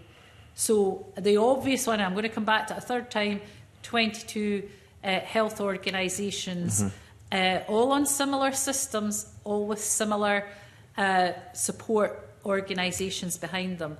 And actually, there are obvious conclusions of how things could be done differently in that space. But there are other bodies that maybe that are looking, who may have similar roles and functions, some who actually might have quite different roles and functions, but who could still share some of those support functions. Yeah. We are really trying to ensure that we create a culture of change that then takes on a life of its own. I've always been an advocate of delayering and decluttering the Scottish public sector landscape, which is, to me, nonsensical as it currently is, and it's kind of been a tree that's just grown branches and all the rest of it over many years. But that's not to so debureaucratisation, which really was very effective, I think, in the police, for example, I think is really important, something that should be pressed forward. That's not to say that other people who sit behind frontline services do not have a valuable role, and I think we should forget that, because one can't work effectively without the other. I think sharing our best practice is something which is not done enough. I mean, we talked about productivity, and I raised this in the Chamber with the CABSEC for health. I mean, you know, if we're looking at productivity, we should surely be looking at those areas which are delivering the best lives of productivity and saying, well, why can that not be mirrored, you know, in other areas of the same health, you know, in a health service, maybe in another part of Scotland or a government department elsewhere in Scotland. And I think, would you not agree, more needs to be done in terms of reform to do that? And this is something, incidentally, I mentioned in the first Parliament from 1990 to 2003. We're still there. There's still a real issue about sharing of best practices. People have wonderful ideas, but for some bizarre reason, they don't really want to have others implement them, it seems to me. So I think, can more be done by government to actually to ensure that where things are working exceptionally well, others are encouraged to kind of mirror best practice? Yeah, well, and let me agree with your point, first of all, about support staff having a valuable role. It's not to say they don't, it's about how those valuable roles are delivered in the future. So, best practice, absolutely. Once for Scotland is still very much a mantra within the health service, but it needs to deliver that. There is a bit of a kind of thing of not invented here, not just the health service, but in other parts of the public service. You see it in local government as well. And you think, well, why? If something demonstrably works, there would have to be a pretty good reason why you wouldn't implement it. Now, it might be that it's something that works in a densely populated part of Scotland may not have direct applicability to a very remote rural part of Scotland. All of that is understood. But as a general rule, you know, if something works, then it should work everywhere. And we are taking that approach. They'd have to have a pretty good reason for not implementing change that is demonstrably benefiting services. So that work is ongoing. There's actually a lot of innovation. We don't always hear about it, but there is a lot of innovation, and that innovation should be taken and harnessed. I think also just a reflection, sometimes speaking to those delivering services directly, and I don't mean just the managers managing them, I mean folk they tell you all the time that they can see ways of making changes that could actually, and so frontline staff, well, those on the front line need to be listened to. Exactly the last point I wanted to finish on, because I mentioned before at this committee that when I worked in pharmaceuticals, the company had a staff suggestion scheme. How can you save us money? And months later, nobody had made any suggestions. And then I said, well, why don't you give people an incentive? You know, 5% or whatever is saved goes to the individual who's made that suggestion. And they said, OK, we'll try that. So maybe 5% of what's saved in the first year goes to the person who made the suggestion. And they were absolutely inundated with suggestions because people felt that there was a real personal thinking. And you might think, well, people for a public sector ethos or whatever should be making these suggestions anyway. I'm sure people do. But if you were to do that and incentivise people and say, look, you've been working in this department for 10 years or whatever it is, you know, if you can come up with ideas that will actually allow us to deliver the service more efficiently, more effectively, and save money, then we will reward you with a bonus of whatever 5% of that over the first year. I think you would find there'd be a lot of suggestions, there'd be a lot of good ideas, a lot of savings, and everybody would benefit. Certainly people who make the suggestions and the departments and the people who receive those services would benefit. And it would be something, even if you don't want to roll it out completely, surely that should be piloted. And I would say in terms of innovation, you know, boldness and imagination, I think unfortunately we're still groupthink and caution is still too big watchwords in Scotland that we have to work against in the public sector. Okay, any final points you wish to make, Cabinet Secretary, before I say how wonderful you are? I don't think so, other than to say, you know, it's my last appearance, so it has, you know, it's been challenging sometimes, but I think each session has always been a cause for reflection and thought from me. I think I've welcomed and have, you know, very much appreciated the Mainly, nearly always, constructive engagement of FPAC. It's been much appreciated. So put that on Thank you very much. I mean, as this is this, of course, is your last session, so it's kind of a bit of an end of an era, given you've been 27 years in this Parliament, serving Scotland, and many of those in senior cabinet posts. So I want to wish you all the very best for future endeavours, Shona. I mean, you've been very generous in terms of sharing your answers, very detailed answers over so many evidence sessions over so many years. And I'm sure that we'll miss you more than you'll miss us. So thank you. Thank you. Thanks very much. Thank you. And I think Liz has got a bottle of champagne, a bouquet of flowers. Oh, she forgot that. Never mind. OK, well, thank you. I'll now call a break for about 5 minutes, just to allow an actual break for members and a change of witnesses.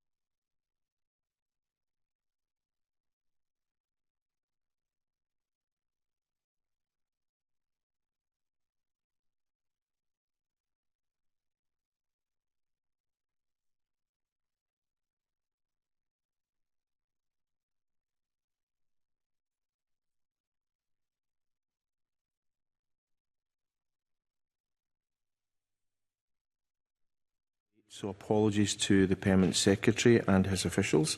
And the second item on our agenda today is indeed an evidence session with Joe Griffin, Permanent Secretary to the Scottish Government, on issues relating to public administration and government. And Mr Griffin is joined today by Scottish Government officials, Leslie Fraser, Director General Corporate, and once again this morning, Richard McCallum, Director of Public Spending. I'd like to welcome you all to the meeting and invite Mr Griffin to make a short opening statement. Good morning. Thank you. Good morning, Convener. Good morning, colleagues. Convener, thank you very much for the opportunity to engage with the committee to discuss matters relating to public administration. As I approach my first full year in role, and more importantly, the end of the current parliamentary session, there are a few key areas I would like to highlight. My executive team and I remain strongly focused on reforming our public services and delivering effectively for people and communities around the country. As a civil service, we work always in the service of Scotland. I am grateful to the exceptional civil servants I see every day, working together and with partners to improve lives. However, we must embrace change. The Scottish Government must lead the way on public service reform, working smarter, embracing innovation and removing duplication to build a more sustainable, high-quality public sector. We are working to reduce our workforce over the years to 2030, responding to operating cost reductions and taking the opportunity to set longer-term strategy to shape our organisation for the future. We need a culture that is focused relentlessly on getting things done and working as a team across boundaries. We need to innovate in a digital age and harness the best of what is available in pursuit of improved outcomes. And we need to play to our strengths, recognising that what is most effective may sometimes be hidden in plain sight. At an executive team level, I have reduced the number of Directors General and brought in new expertise and experience to serve us well in the period ahead, ensuring the highest standards of governance, accountability, financial management and transparency. We meet regularly as a senior team and with the Cabinet to drive delivery in line with the Government's programme. Convening, the scale of the fiscal challenge is clear and action is essential to address the projected gaps of £2.6 billion in resource funding and £2.1 billion in capital funding by 2930. It is vital that we take a long-term view. Last year, the Government published its medium-term financial strategy, its first fiscal sustainability delivery plan and the public service reform strategy, providing a clear framework for the changes that are required across the public sector, including in relation to workforce, health and social care reform, social security, tax and growth. We're reforming the National Performance Framework, setting the vision for the kind of Scotland we would like to see and providing the direction for better public services. Wider engagement on the proposals is underway up to the pre-election period, and it will then be for the next Cabinet to agree and secure buy-in from the new Parliament. What is critical is how the National Performance Framework is put into action. The Civil Service is preparing well for the Scottish parliamentary elections in May, and pre-election access for opposition parties is well underway. This is an important moment in our democratic process, and we stand ready to support government formation and provide strong strategic advice to the incoming administration to deliver their policy priorities in what will continue to be a tough fiscal environment. I'm committed to openness and transparency, and we continue to work hard to enable democratic scrutiny and sustain strong performance across freedom of information requests amidst significantly rising volumes. Convener, I'd like to take the opportunity, as this parliamentary term draws to a close, to put on record my thanks to the committee for its valuable and varied body of work, ranging from the cost-effectiveness of public inquiries to the National Performance Framework, to detailed budget scrutiny and effective Scottish Government decision-making, all of which will continue to inform good government in Scotland in the years ahead. I look forward to your questions and welcome the committee's scrutiny. Thank you. Thank you for those kind comments and indeed your opening statement, which was very helpful. Can I ask you, when you were last at committee some 9 months ago, you were asked about the Scottish Government's plans to reduce the civil service workforce, and you said you don't have a figure for the optimal size. Now, you'd only been in post a relatively short time, so 9 months later, I wonder if you do have an optimal size for the civil service.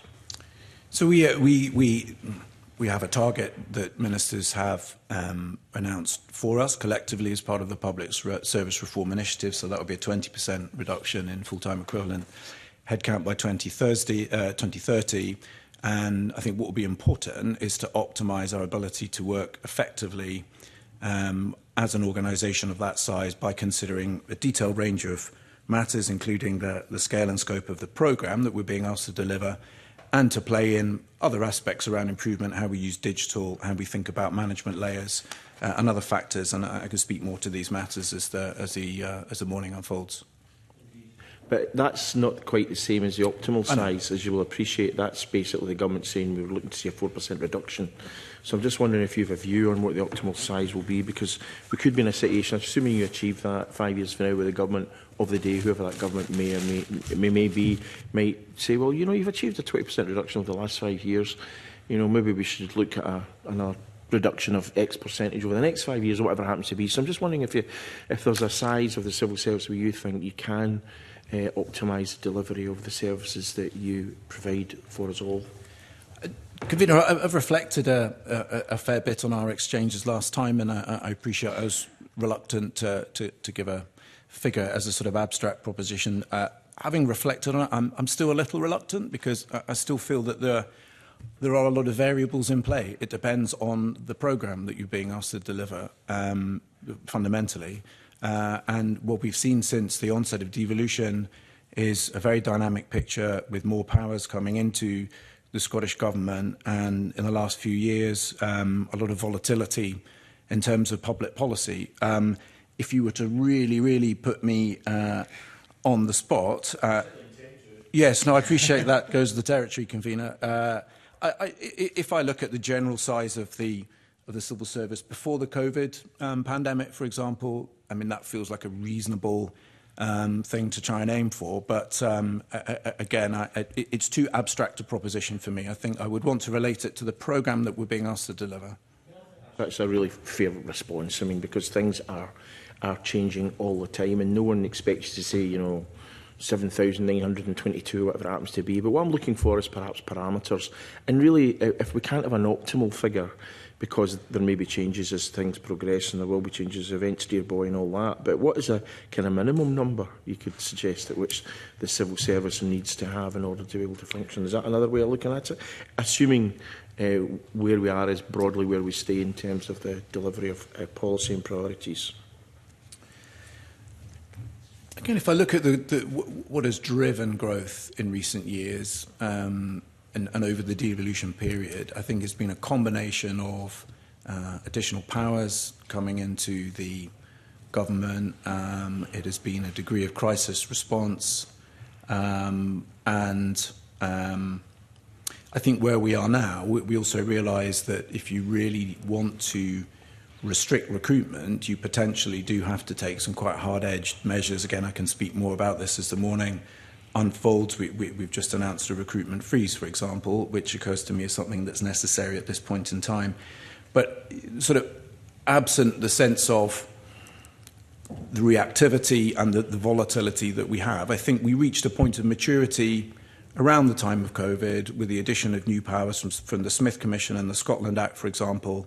And as I said, that probably feels like a kind of minimum viable product along the lines that you're suggesting. But again, I wouldn't want to sort of suggest that this is of a sort of scientific, but I'm trying to be as helpful as I can.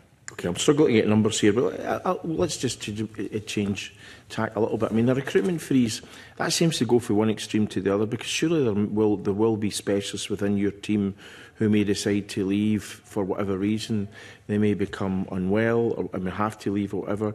If you have a recruitment freeze, is that not a bit extreme in that there may be occasions when you simply need to replace certain individuals? I mean, I'm looking, for example, at Leslie and Richard on either side of you, for example. I'm sure you get succession planning, but it doesn't always work out. Yeah. Look, so it's not a total freeze in the sense that there are some roles, as you're suggesting, they're absolutely critical, including in the carrying out of statutory duties. If I think about some of our marine responsibilities, for example, or agricultural responsibilities, but it is as close to a recruitment freeze with that caveat as we can muster. The advantage of it is it gives us a degree of certainty, because our natural attrition is around 6% a year. With a recruitment freeze in place, if you maintain that over a year and attrition stays at current rates, you can predict with reasonable certainty, allowing for a couple of the exceptions that I mentioned earlier on, that you will meet your target.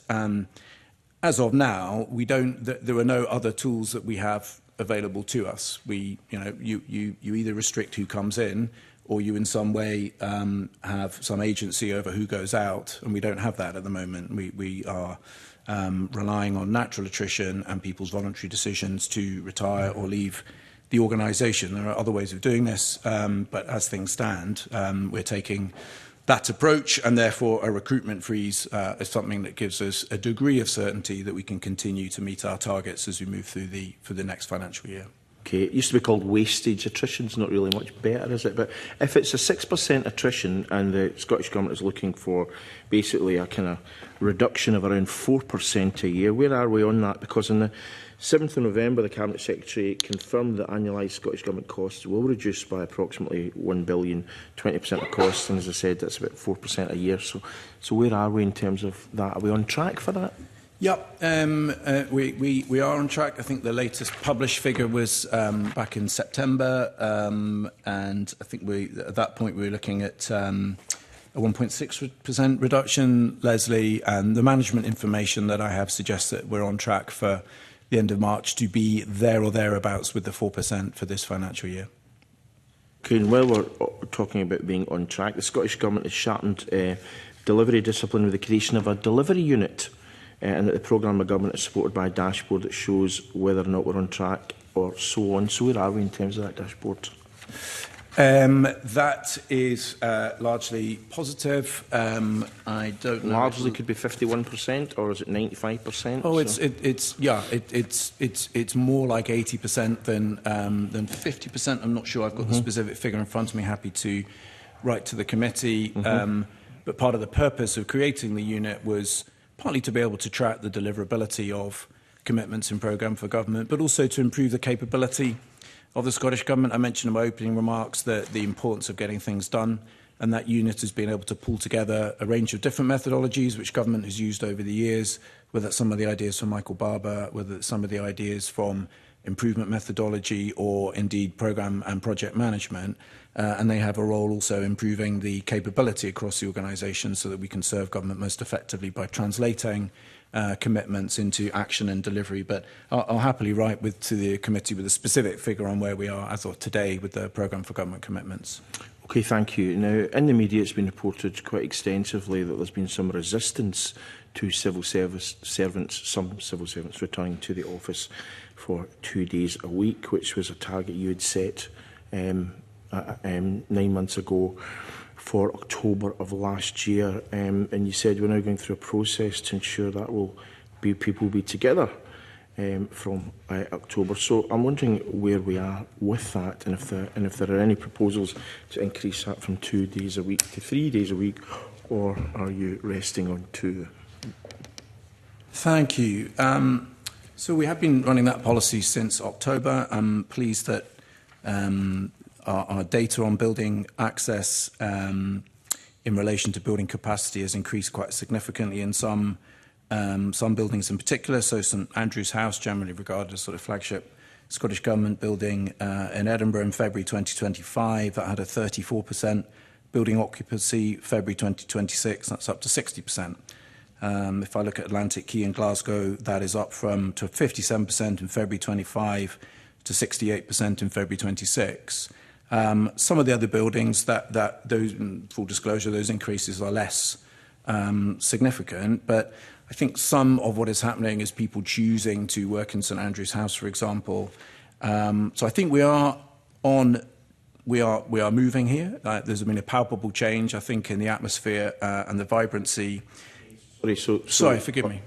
Everyone was expected to do 2 days a week, so where are we with that? Is it 60, 70, 80, 90% of people were doing that? And so this is the data that we're using. We are not monitoring individuals as part of the policy. How can we tell what percentage of the workforce is actually following that 2-day thing? Because when you get, it's like apples and oranges, because I'm pretty sure when you gave evidence to us before, you were talking about people having to do 2 days a week, not about the capacity of buildings.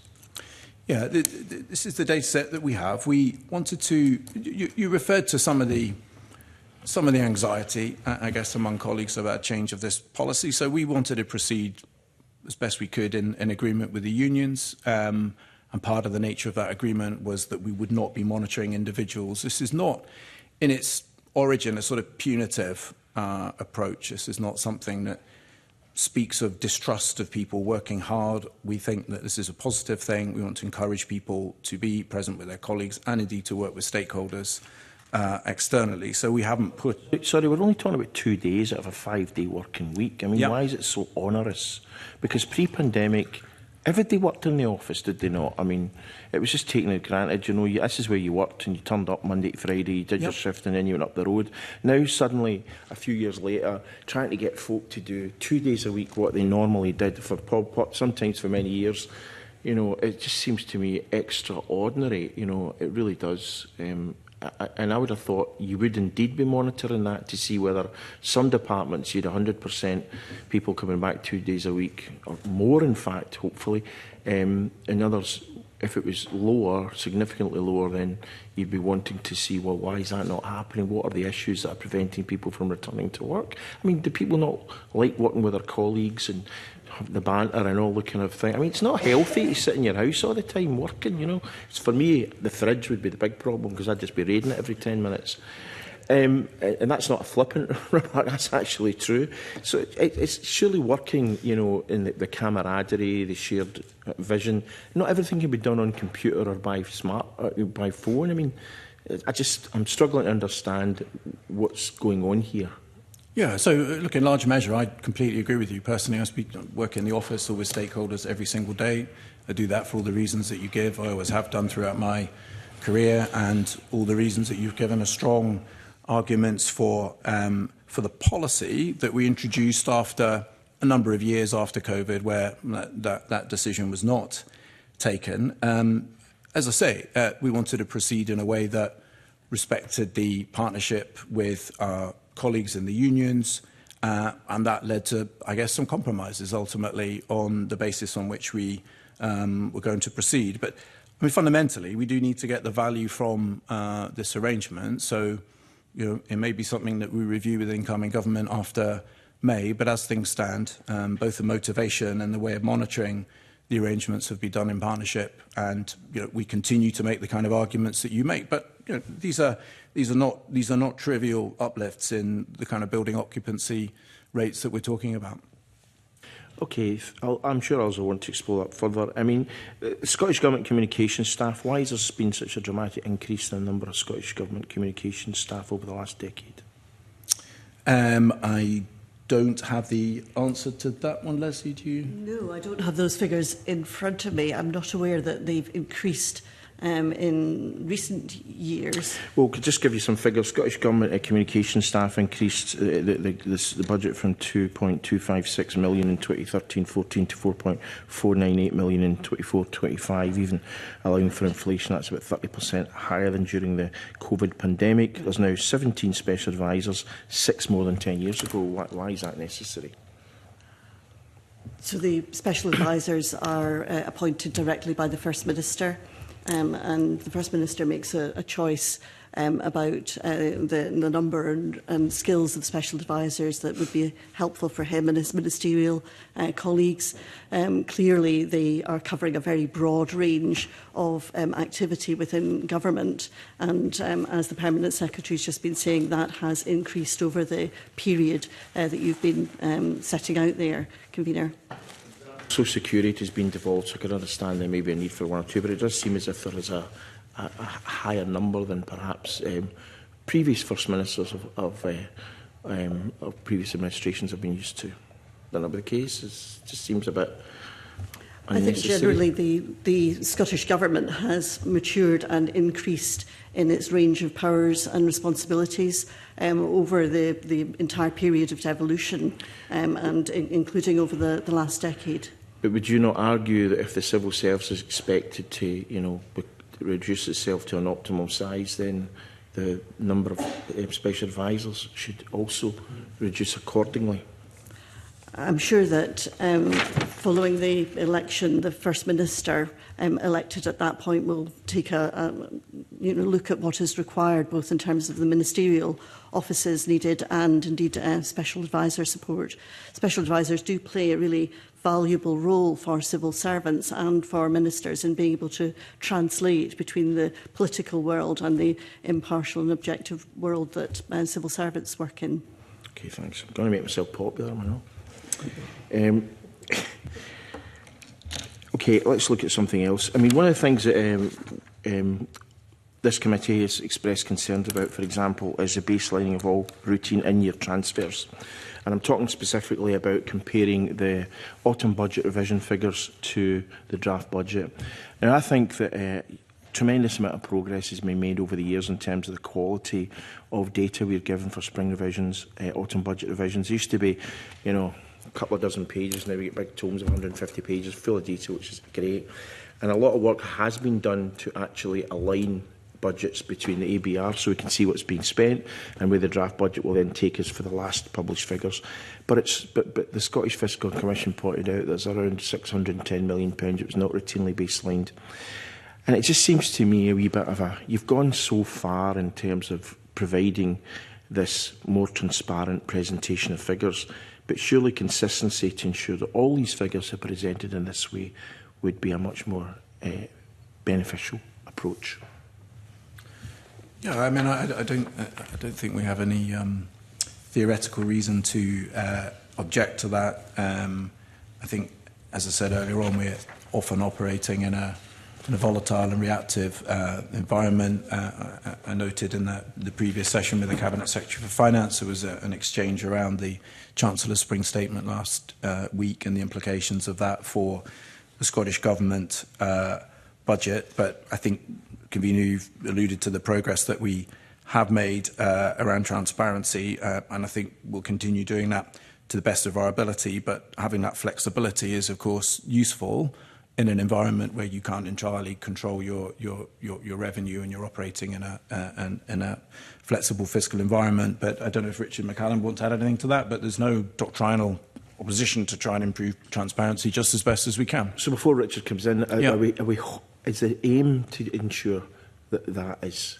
aligned perhaps next year or the year after so that we do have that full transparency? Because you're making so much progress, it just seems disappointing that it's not been done across the board. Yeah, I think, you know, from my perspective, we want to be as transparent as you possibly can. To the extent that there are exceptions for that, they should be exceptions, but I would want to see us continue that progress. But Richard's been more closely involved. Yes, yeah, so, Convener, as you say, I think in 24-25, just under £1 billion was baselined, another 500 million in 25-26, and then nearly 800 million has been baselined in the 26-27 budget. And as you say, I think our intention would be to kind of push on with that for the budget next time.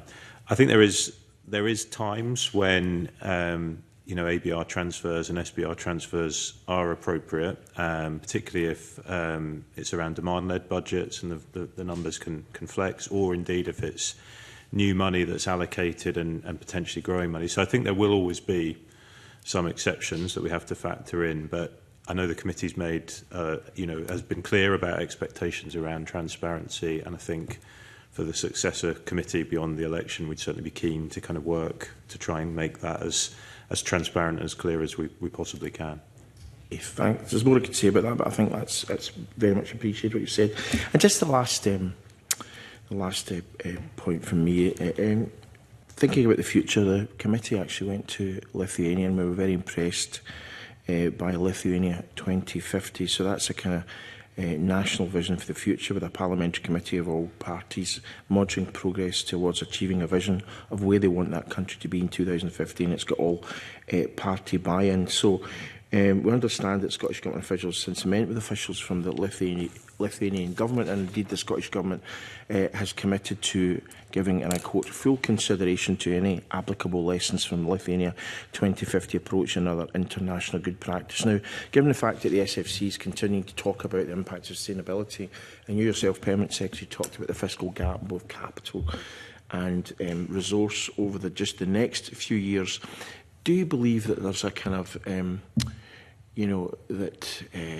how shall we put it, there is a need for a similar committee in Scotland, or as part of the remit of a committee, a focus on fiscal long-term sustainability so that we can, as has been said, look at international good practice in terms of delivering long-term sustainability for finance and delivery of the services that depend upon those finances.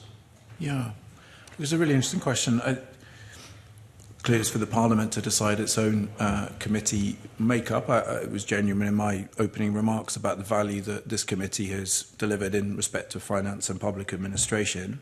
So in terms of, if you like, one of the customers of the committee's work, you have my word that we follow your output. I think specifically on your point about longer term thinking, that relates to how we're trying to reform the National Performance Framework, which again I'm happy to talk more about, and ensure that that is in a form that can be more useful and has greater utility when it comes to making strategic choices, including on long-term fiscal direction. We have also revived some of the futures work within government and a report on the 19th of June of last year on future trends for Scotland, for example. I also note that there's a sort of Scotland 50 group in Civic Scotland that's emerging, which also looks very interesting to me, and I've been around long enough to remember the work that the Parliament did previously in a different session around futures. So I think all of this is grist to the mill, and I think the different perspectives coming out of the legislature, which brings with it obviously an appropriate degree of scrutiny and challenge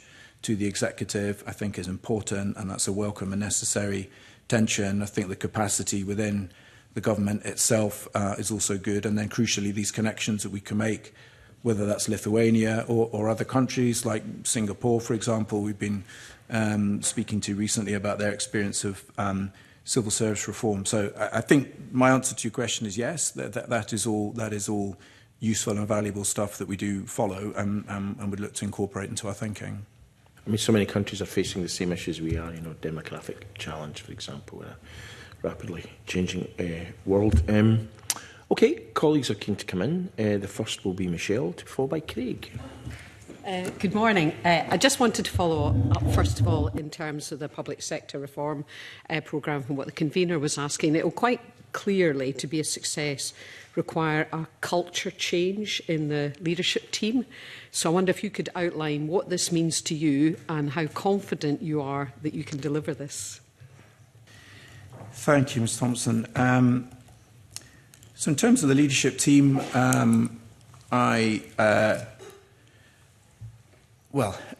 missing a number of great colleagues who have retired or indeed announced their retirement shortly, but as Permanent Secretary, it gives me the opportunity to bring in really talented people with different perspectives into that team. So by way of my recruitment, that is what I have done. So if I look at Director General Net Zero, for example, Dr. Andy Kerr brings deep expertise from the world of climate change and climate change financing, international work, knowledge transfer, an entrepreneurial track record as well. So I think the first thing in terms of the leadership team, it will be a different set of people moving into the next Parliament in large measure.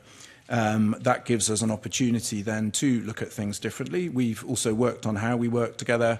We've reduced the amount of time, shortened the papers, kind of reduced some of the conversational aspects of our meetings and got much more into the specificity of the actions that we need to take, probably with more of an emphasis on running the organisation than sort of wider policy discussions. The policy also comes into it. In terms of the confidence, I think what will be really important is to have some clear propositions for the incoming administration in May for what you might see as some of the big ticket items. So I've been gratified by the work that's been done. There was a document published alongside the budget. Each portfolio set out a number of efficiencies and reforms that they can make now, and they're embarked on now, which totals some £1.5 billion. We're going to need to do much more than that on an annualised and recurring basis. So I've asked each DG to be ready for the incoming administration with what I've described as a sort of rough equivalent of a police and fire reform within their sector, because that is at the scale of the savings that we're going to need to make. So colleagues have been working on that, not in a vacuum, also discussing with the wider sectors and so on. So we'll be ready for an incoming administration should they wish to pursue the same sort of direction. That's the sort of thing that gives me confidence, both the production of that initial set of reforms, the fact that we're working on some big thinking on some of the big ticket items, And then I think we have the burning platform in terms of the analysis of the public finances and so on. So I think that and a new set of people and a new team having a bit of a think about that will be in decent shape, and we'll see who the electorate sends us to take that forward. And obviously the 1.5 billion that's been mooted, I hope that you're successful, and it's certainly this sort of audacity for change I'd like to see. But I notice you haven't mentioned anything more about risk appetite within your kind of senior leadership team and cognitive diversity, because one of the greatest strengths of the civil service has been their attitude to risk, but potentially it could actually be one of their greatest weaknesses as we look at some of the challenges coming left field. I mean, some of them we mentioned already, but into that, obviously, climate change, AI as well. Are you consciously considering that as part of any culture change that enables delivery? Yeah, so I'm going to quote a former minister who's going to remain anonymous for these purposes, who was asked what they thought about risk-taking in the civil service, and they said they're very much in favour of it as long as it worked. And risk-taking is always like that, of course. You do have to have a bit of an appetite for some things not being successful. Ultimately, the way that you set risk, I think, is in partnership with your elected politicians, and you have to have regard to political risk appetite as well. And often that can be in respect of specific propositions rather than a sort of a general posture. On the sort of cognitive point, I think it's very well made. You do, in any team, want to see a diversity of thought. You definitely want to see a sense of people being able to challenge one another, and also to provide, if you like, sort of fearless advice to ministers that is clear and honest and objective. And again, one of the advantages of being able to recruit quite as intensively as I have over the last few months is that we get really good data from that process. We get really good psychometric profiles of people, their preferences, and that allows me with each appointment, obviously, to think about the individual first and foremost, but also to have regard about the dynamic of the team overall, and to make sure that we're building a team that is balanced in terms of gender, for example, and that is also balanced in terms of that cognitive diversity. So that's the opportunity that I've had, and I feel good about the progress that we're making now. Okay. I want to carry on just now because I've got a couple of themes I want to cover. The next one's around transparency, and obviously you're accountable for transparency within the civil service as well as your own personal acting and taking decisions in a transparent manner. You will, of course, be aware of increasing concerns that this is not the case. And yesterday, Katrina Stewart of The Scotsman wrote an article noting that the UK Government had answered an FOI in full and the Scottish Government redacted it in entirety, bar Dear Andrew. Now, of course, I understand the difference between the various legislative regimes and acts, but I wonder, do you understand that the optics are poor? And my substantive point really is moving on to the Scottish Information Commissioner. You would have seen his letter, and just for the record, he made 3 points. More information was redacted than he anticipated as part of the delayed 281/2025 release. He's not yet had a response to his letter of the 2nd of February, that's 36 days ago, and critically he notes the disjoint and chaotic nature of Scottish Government responses are troubling and merit further investigations to ascertain whether I need to open a third intervention, this time at the Scottish Government's cost. What on earth is going on? I understand that critique, and of course we read the commentary and we're alive to the perceptions that the government's performance has improved and sustained over a period of time in terms of the number of FOIs. Specifically, sure, rather than generally, and specifically, this is unheard of comments from the Scottish Information Commissioner using the term disjoint and chaotic nature.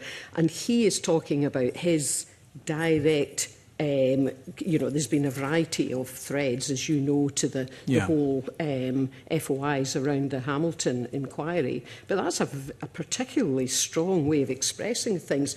And he's expressing his dealings with it. So I suppose I'm trying to get a sense of how concerned you are and what you're going to do about it, because it's affecting trust fundamentally in the Scottish Government. I absolutely understand the critique, Ms Thompson. I'm meeting the Commissioner tomorrow morning at 9 o'clock. We'll discuss these matters in full. I think at its heart is a particular set of FOIs, I think north of around 70 individual FOIs relating to James Hamilton's report into the former First Minister. That is a complex set of interactions, a very large number of documents. We have made some mistakes during the course of that. Some of those were as a result of human error, as I say, in the complex environment that we are dealing with. I'll discuss it in full with the Commissioner. I hope I'm able to reassure him, at the very least, about our intent and about the processes that we followed as we've approached these things in good faith. But Leslie, is there anything you want to add to that? Sorry, Ms. Thompson, just before you come in, but I'm pleased to hear that you're meeting the Information Commissioner tomorrow morning. But it was, you know, that was a letter sent on the 2nd of February, and that's, what, 36 days. What you're telling me is that you're mindful of this. We all understand the complexity and fairness, but that's a very evident measure, 36 days from a letter, given the amount of interest in this and how on point the Information Commissioner has been. So what on earth, what is the reason for 36 days and still no reply? And Leslie, just to give you a specific answer to that question. I think it's really the level of complexity around the questions that the Commissioner is rightly asking of us, and I think it the Permanent Secretary and the Commissioner have the opportunity to discuss that more fully tomorrow. But the committee will be aware of the various constraints around the information that is being investigated here, and where transparency is being sought, and to be able to handle that in an appropriate way with all of those constraints really is complex, not just legally, but in terms of information handling and the different issues that are at play. So I hope and expect that the discussion tomorrow will be very helpful. And I suppose confidence in transfer is not helped generally by a lack of confidence in obeying the rule of law. It's nearly a year since the judgment in the Supreme Court versus 4 Women Scotland. What's the 16th of April? And the official Scottish Government line, whether it's raised in chamber or committee and so on, basically, I'm paraphrasing, we're working hard to obey the law, i.e. we're still currently breaking it. And it strikes me it's somewhat Trumpian. Really. And it was only yesterday, I think, LGBT Youth Scotland, who of course are funded by the Scottish Government, put out guidance contrary to the Supreme Court ruling, and the guidance they put, it wasn't compliant with school premises general requirements and standards, Scotland Regulations 1967 or the Equality Act. So what on earth is going on? Why can the Scottish Government not obey the law? So we've done a number of things, indeed, since we last exchanged on these matters, Ms Thompson, and there's a senior level group that's coordinating our response and looking at the specificities in each sector of how we need to respond. So I can run through a number of the actions that we've taken, if that would be helpful. I can do that quickly, or... Yeah, what you're telling me is largely the same holding response as last time. We're doing lots of stuff. I have no sight of said lots of stuff. And I'm looking at it, this is a matter of the rule of law, and I'm left wondering, why are we not obeying the rule of law? Yeah, well, I think I had better then list some of the actions that we've taken, because okay. I think that does explain how we're meeting the rule of law. So we've updated our guidance with the gender representation on public boards. Act 2018, we've amended the public appointments recruitment process for public bodies subject to the 2018 Act, now seeking and using biological sex at birth data. We've moved to an interim trans and non-binary inclusion policy for Scottish Government staff, removing a line regarding facilities use while we develop new policy and guidance in consultation with trade unions. We've conducted an initial review of facilities across the Scottish Government estate, with a more detailed review now underway to ensure our provision meets the needs of staff and requirements. I have more, and I don't want to abuse the committee's time by going through it. I'm happy to write to make sure that that is on the record. I think, in summary, what I'm telling you is that we have taken actions, and we've taken actions specific to the sectors where we have deemed that to be possible and necessary to deploy the law. As you know, we are still waiting for the formal adoption of the Equality and Human Rights guidance. Would be very clear you don't need to wait for that. We've made that very clear. I think it's important just to have on record that we have taken a number of actions here, and this is a territory where you are dealing with guidance and you are dealing with interpreting the legislation in specific ways. So these may sound, I don't know, maybe somewhat ethereal, but that is in the nature of the action that this judgment requires us to take. Drag kicking and screaming about it, though, is it not? If that's your impression, that's your impression. I can only speak to the work that I've seen my colleagues done and the list of actions that we have taken. The government has been clear from the outset that we respect the judgment. Again, we're navigating a degree of complexity here, but there's a series of concrete measures that have been taken there. Yeah. So given that, I'm aware, because it's again the public realm via FOI, those groups with whom you've consulted in developing this guidance have only, if we could characterise the debate, which I'm reluctant to do, one side of it. In other words, groups that will give voice to concerns of trans groups.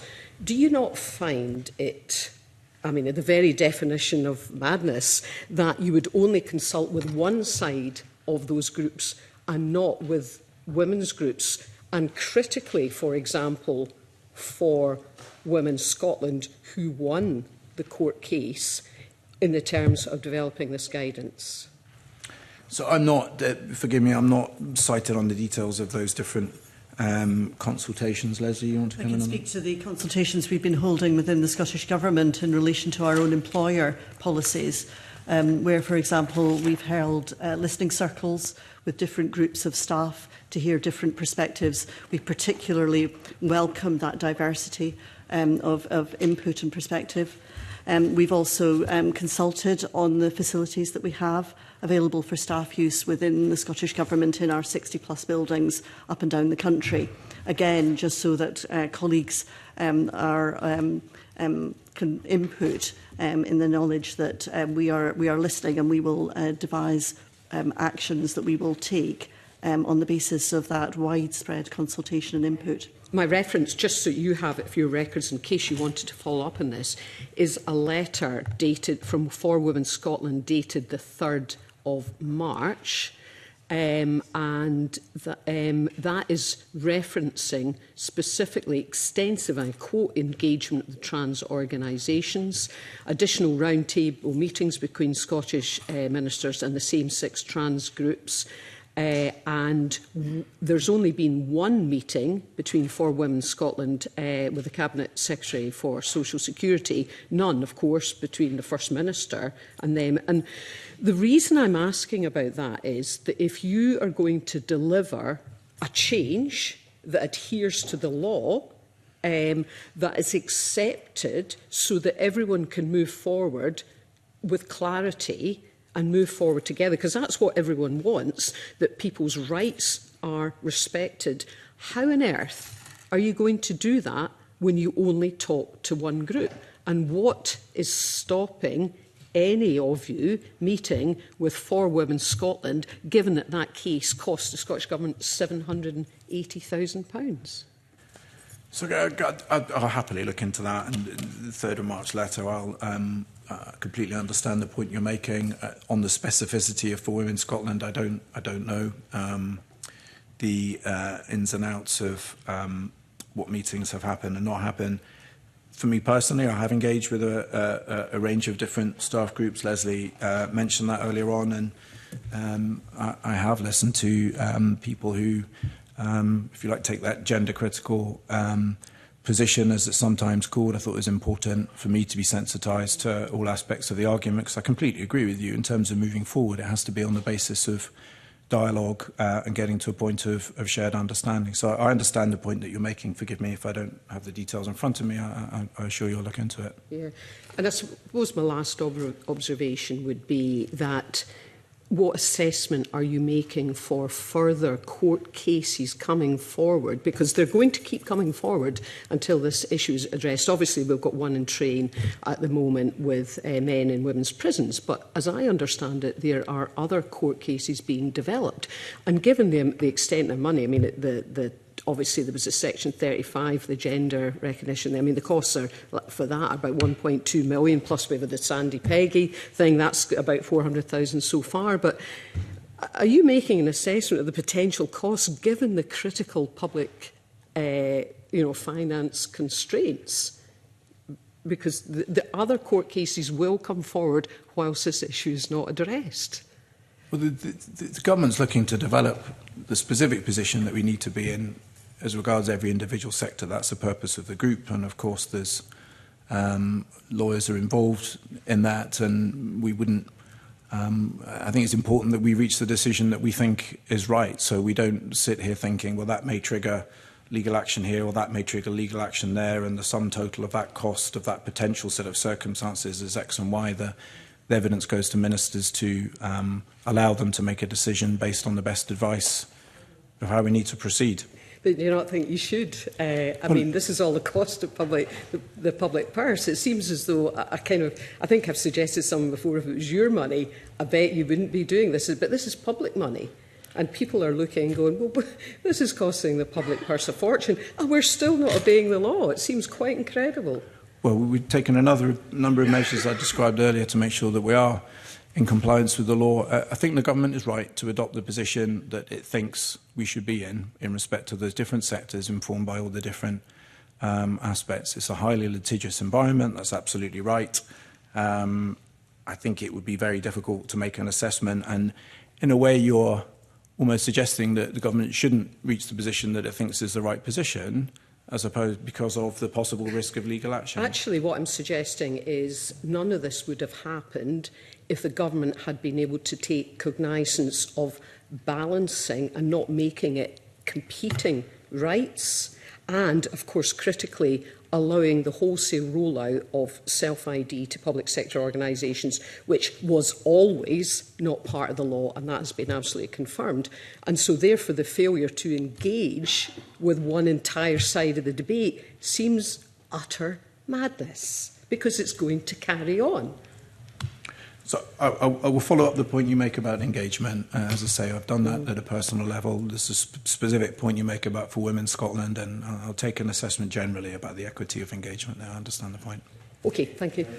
He's a simple soul. You know that the Scottish Government was quick to take on board the Supreme Court's view in terms of the legality of an independence referendum.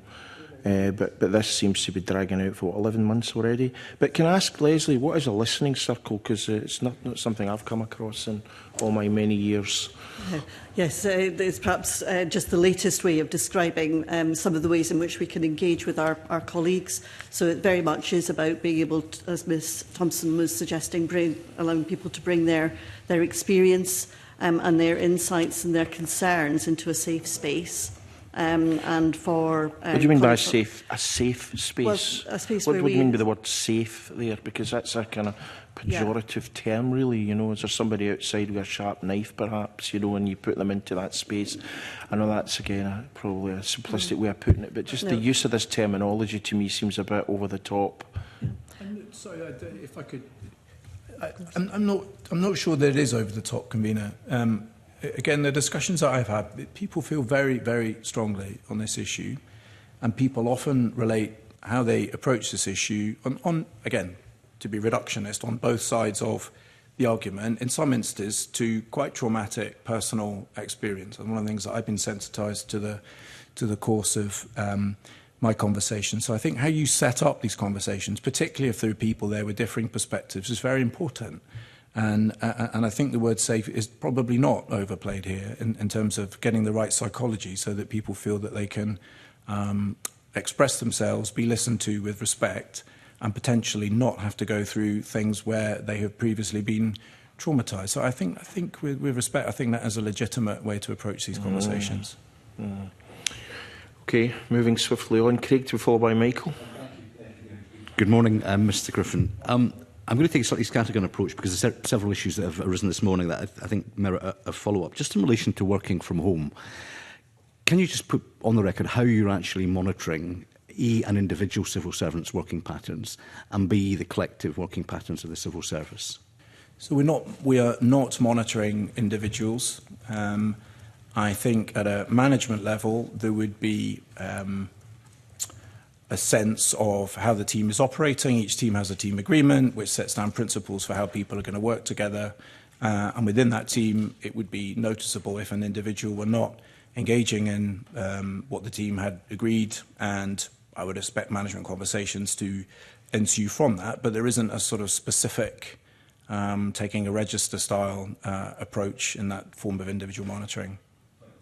You say that the usage of buildings is up quite significantly. So, for example, I think last September, Victoria Quay was at 12.2%. It could be that there are a small number of individuals who are attending 5 days a week, and therefore, when you see progress from 12.2 to 25%, hypothetically that could be the same number of people just working more hours in the office. So, do you have a number of the total number of civil servants who are going into the office at all, and the total number who aren't attending the office under any circumstances? I think, Liz, we do have data on individual logins in Scottish Government buildings, don't we? We do, and of course our buildings are used by a number of public bodies. It's part of the Single Scottish Estate programme. So we quite deliberately seek to maximise the use of our estate for the benefit of the wider public sector in Scotland. But yes, we can see where people are logging in. And of course, colleagues will be logged in here in the Parliament today if they're supporting myself and my colleagues this morning, or there will be a number of colleagues out, across rural Scotland on agricultural work, for example. We wouldn't expect them to be logging in to one of our Central Belt locations at any point. So there's a real diversity of different roles within the Scottish Government, and the team agreements that the Permanent Secretary was referring to seek to capture that, so that line managers can manage and monitor how people are using their 2 days a week or more out with stakeholders or face-to-face with colleagues in the office. I'm sensing we're getting into kind of sort of listening circles again, with a touch of kind of wokery coming in, where there are relatively simple kind of questions being put to you. I suppose what I'm asking is, what happens to a civil servant if they say they choose not to go into the office and would prefer to work from home? How many cases of disciplinary action have been taken where that situation has arisen? I'm on record last time as having described this. That of itself would not trigger a disciplinary measure. I mean, it might be helpful just to take a step back in terms of how we've gone about this and the thinking. There was a long period after COVID where there was no real determined approach to get people back in the office, or indeed working out with the office, but with stakeholders. The executive team that I lead took the decision quite early on last year that we needed to change that, and that was for positive reasons. The positivity, convener went into many of those reasons earlier on. It was not intended as a punitive measure to check up on people or to make sure that they were working. In my 30 years of professional life, people are capable of not working hard at home. They're capable of not working hard in an office. I don't think the setting has an intrinsic relationship to people's work rate. We then also wanted to get into a discussion with the unions and try and reach an agreement with them about the basis on which we could move forward together. We reached an agreement that has led to certain constraints in how we have gone about this, including a lack of individual monitoring, which is something that the unions felt strongly about. Now, we could, at some future date, determine that we weren't getting the benefits from in-office working and instead proceed without agreement with union colleagues. That would trigger the kind of conflictual position that would be unhelpful. There's a range of changes that we need to make to the organisation. We need to reduce in size. We'll get into some of the different aspects of that, I am sure. So for now, the judgment is that we need to work in partnership with the unions, and that has led to taking the approach which I sense a number of the members of the committee are not comfortable with. And I understand that, but I just wanted to explain that there is a rounded, thought-through strategy here. Mr. Griffin, can I just ask you, you're obviously head of the civil service. Yeah. So who's the boss in this? Is it you or is it the Scottish Government as the First Minister? Who could determine what the policy is? These are matters for the executive team. Of course, we discuss them with ministers, but ultimately these are decisions for the executive team. So at this point in time, the policy is you expect civil servants to be in the office 40% of the time. Is that correct? Yes. And do you know how many of the 9,000 core civil service comply with that? No, we don't have the data because not monitoring individuals on that sort of register basis was part of the terms of the agreement with the unions. Okay, we're aware from Freedom of Information requests that there was quite a lively discussion between various members of the executive team of the civil service in Scotland about moving to a 60% model. I think Gregor Irwin said that you should fully commit now to the 60% model, whereas I think Ms Fraser said that that decision should be taken in light of the evidence of the 40%. How can you make any assessment as to how you go from 40% to 60% if you're not capturing the data about the performance of the 40% policy? So, look, I understand the shortcomings of the data, but it's not a data-free zone, those building occupancy... Well, you've pretty much said it is a data-free zone. No. I think the building occupancy statistics, at the very least, tell you something about trend, and they certainly tell you something about the numbers of people in the building compared to the capacity.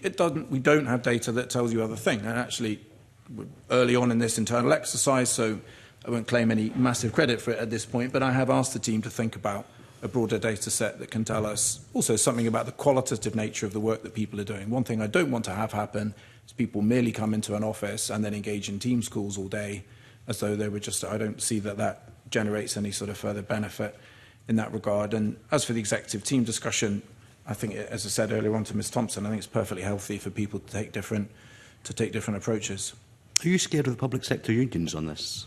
Sorry, Are you scared of the public sector unions on this? I'm not scared. I think it's important for us to try and proceed in partnership and agreement. There's a lot of change we need to realise over the coming years, and I think there's a premium on doing that together.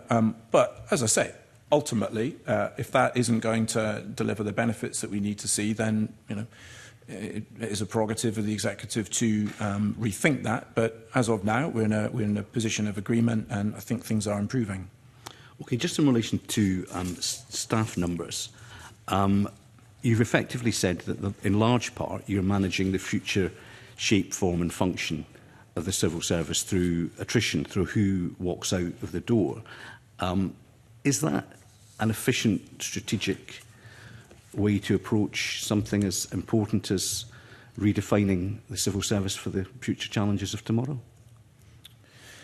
So we're having a look at all the aspects that are involved in development of the organisation to 2030, and I've commissioned an experienced director to come offline and do some preparatory work ahead of the election to look at the different aspects that are in play here. So something around, let's give you a flavour of the different things here, details around attendance management, where we are on sick leave, where we are on intelligent automation. There are a number of aspects that can contribute to us being able to be successful as a smaller organisation.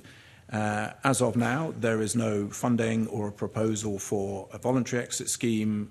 Commitment to no compulsory redundancies remains part of the current pay deal. Those are theoretically things that you could do and have been deployed in Whitehall, for example, but they are not part of the mix at the moment. Should a new administration be open to discussing those things with us, we will have the evidence and the thinking to support that.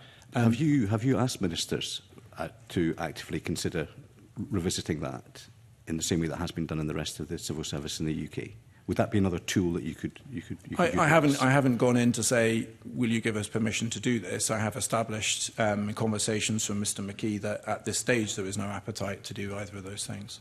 Do you accept there is a risk in a very dynamic employment market that's changing rapidly through innovations such as AI, that if you rely principally upon natural attrition, that actually there's the magnetism for those who are in high demand to leave the civil service and move to the private sector. And potentially you're left with the wrong people, square pegs in round holes, to rise to the challenge you've got.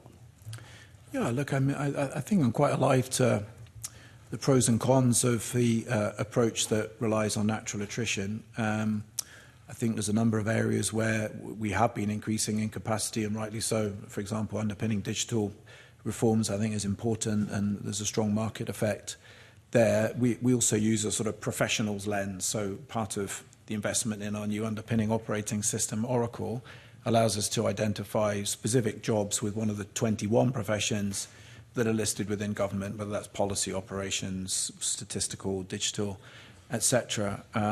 So I think it's part of the consideration of different options that might be available to a future administration to factor in the pros and cons of where we are. But as of now, I have to play the ball where it lies. And I think the importance of realising the overall reductions and the budget reductions, if only to set an example as part of public service reform, mean that with some reluctance we got to the position of instituting a recruitment freeze. But just for the record, on balance, yeah. would you like to have the opportunity at least to explore voluntary redundancy packages and/or compulsory redundancy at this point in time? Would it help you in your role? I think. I mean, these are connected to. I mean, these are quite political, and these are connected to a whole range of other factors. So, as a technocrat, it doesn't fall to me merely to advocate for or make decisions on these things in isolation. I think what I am happy to say is I'm alive to the pros and cons of the natural attrition route, but ultimately these, you asked earlier on about the sort of ministerial civil service interface, matters like this are very much for ministers. Fine. And just two final questions. One in relation to the contingent workforce. Mr McKee has said there's been quite significant progress in reducing the contingent workforce, which I think as of September 2025 was at 998 and was down 20% year on year. Can you say whether or not any of the reduction has actually just simply been displacement? Because there has been a rise in the employed civil service base in certain areas, particularly at a senior level. Has there been anybody leaving through the front door and then being recruited through the back door? On that sort of specific revolving door basis, you mean? On the terms of contingent individuals? Workforce, yeah, any individuals. I'm not sure I would be aware of that necessarily, but Leslie? I think we have replaced some contingent workers with lower cost permanent staff, where there's been a strong value for money case for doing that. So if we've been running a managed contract for several years, for example, in the private sector, we can do that for, perhaps half the cost by permanently employing. But there's no trend of that effectively, 200 people, maybe 50 of them being employed within the civil service now? No, I think, in fact, the management information that we're seeing now is showing that the directly employed numbers are also coming down in recent months. So it's both contingent workers and directly employed who are reducing at this point. And finally, lastly, the convener talked earlier about the kind of appetite for public sector reform. Obviously, the Scottish Government last year committed £30 million to the Invest to Save scheme. I noticed that there was only 24 applications from the core Scottish Civil Service Directorates and government agencies, only one from DG Economy, only 3 from DG Corporate, and some of the DGs not applying at all. What does that tell us about the appetite for public sector reform when being effectively given free money to embark on the process, there was such a low uptake amongst your colleagues? I think the specific Invest to Save funds only one relatively small part of this work stream. We're also looking at a range. I mean, I referred earlier on to the commission that I put out to Directors General to think about those big ticket items as well. And there were specific limitations on the Invest to Save fund, only being used for single-year projects, for example, not multi-year, not for capital projects. So people may have felt that the work that they're undertaking in public service reform fitted elsewhere. I think there's still a range of really promising projects that have come through as a result, but I'm not too alarmed, I suppose, about reading into that a wider set of things about our posture or our readiness to engage in far-reaching reform. Okay, thank you. Thank you, Mr. High. Much, Michael, to be followed by Liz. Thank you, Convener. Permanent Secretary, last year, 5th of June, you said to me that the core civil service number needs to come down. Yeah. Has it come down since?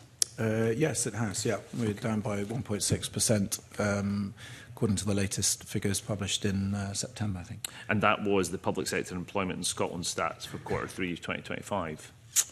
I'm not sure of the specific reference. Those are our... Scottish Government numbers. These are core Scottish Government, so this is this is without reference to agencies, for example. This is just the core. Okay, because the statistics that were published, the ones I refer to, Q5, the devolved civil service headcount was up 1.5%, or 420 people. So difference between those two different sets of statistics there. So quite often people talk about the devolved civil service in respect of the core plus a number of public bodies, those of closest proximity. That's the way the consolidated accounts function, for example. So that figure you're citing may well involve agencies as well, but the information that I have specifically on the core government of some 8,700 or so relates, as I say, to the core. Okay, because the public corporations headcount, I recognise that's beyond the core, is actually up 6% across at that period in the third quarter last year, and that's the last set of statistics that were published.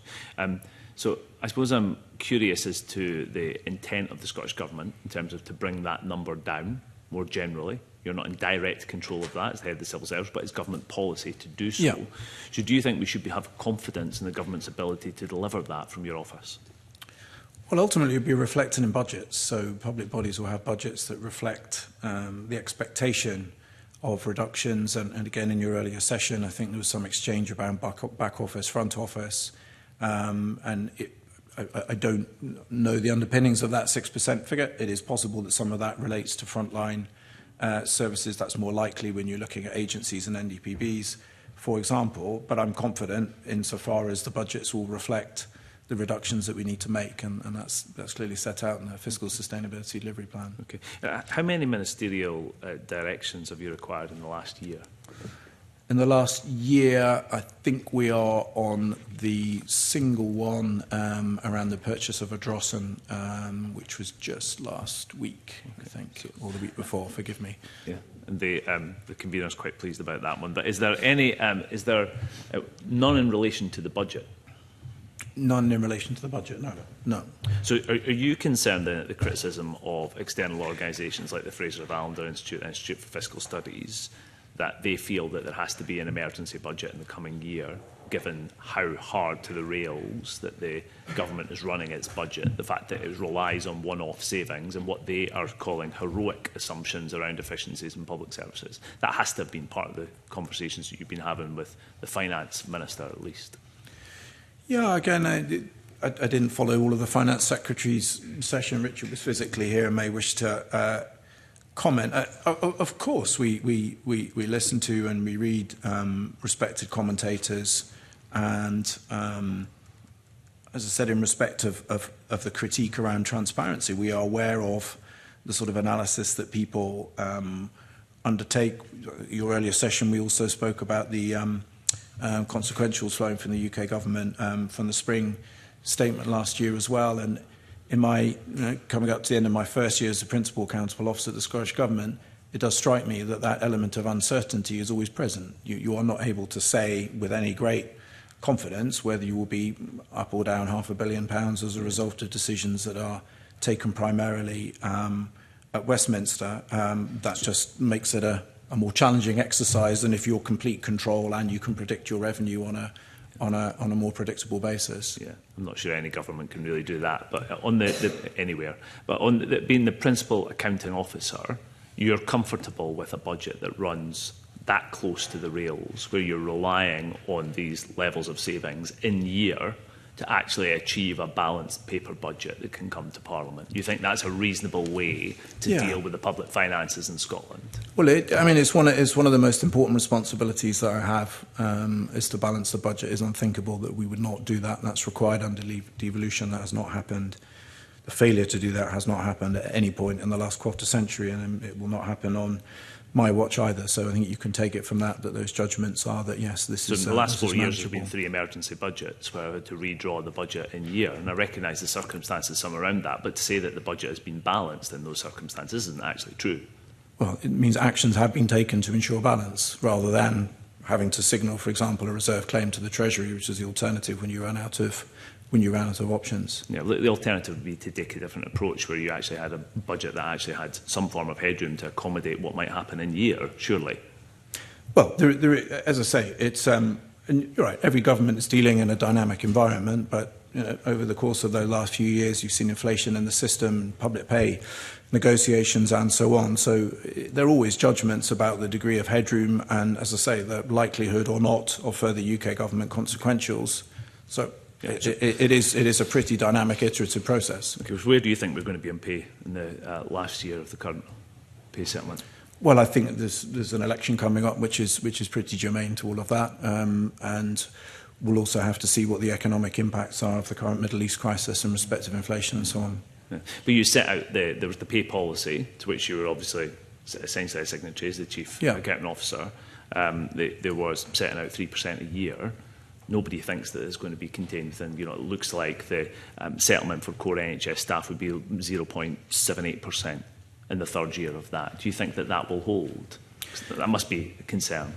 Now, I'll bring in Richard McCallum, who's been working closely with these, but I mean, again, the election clearly is a milestone. If a different administration has returned who wishes to take a different approach to public sector pay, then all bets are off. But as I understand your line of questioning, to try and be helpful, it is, I suppose, based on an assumption of continuity. So maybe, Richard, you could speak to that. I don't think it's based on, if I can, before Richard comes in, it's based on the spending review figures that have been set out by the UK government, what's deliverable. So I have had this conversation with your predecessor. So on the 18th of March 25, John Paul Marks said, when I asked him whether the pay policy was sustainable, he said, in hindsight, it wasn't.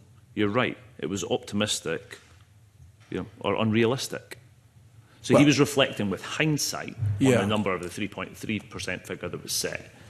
What I'm looking for is to see that if the government, and you as the principal advisor to the government, is actually looking at the context of it and setting out the challenge that we're all anticipating is going to happen. Sorry, forgive me. I understand the question better now. Look, I mean, I think the sort of deals that have been concluded take you quite close to that sort of 9% envelope. So I think Shona Robson's on record as saying as well that if she had been continuing in that role, she would need to revisit that policy after the election. I think that's right, Richard, isn't it? Maybe you could illuminate further for the member. Yeah, just a couple of things.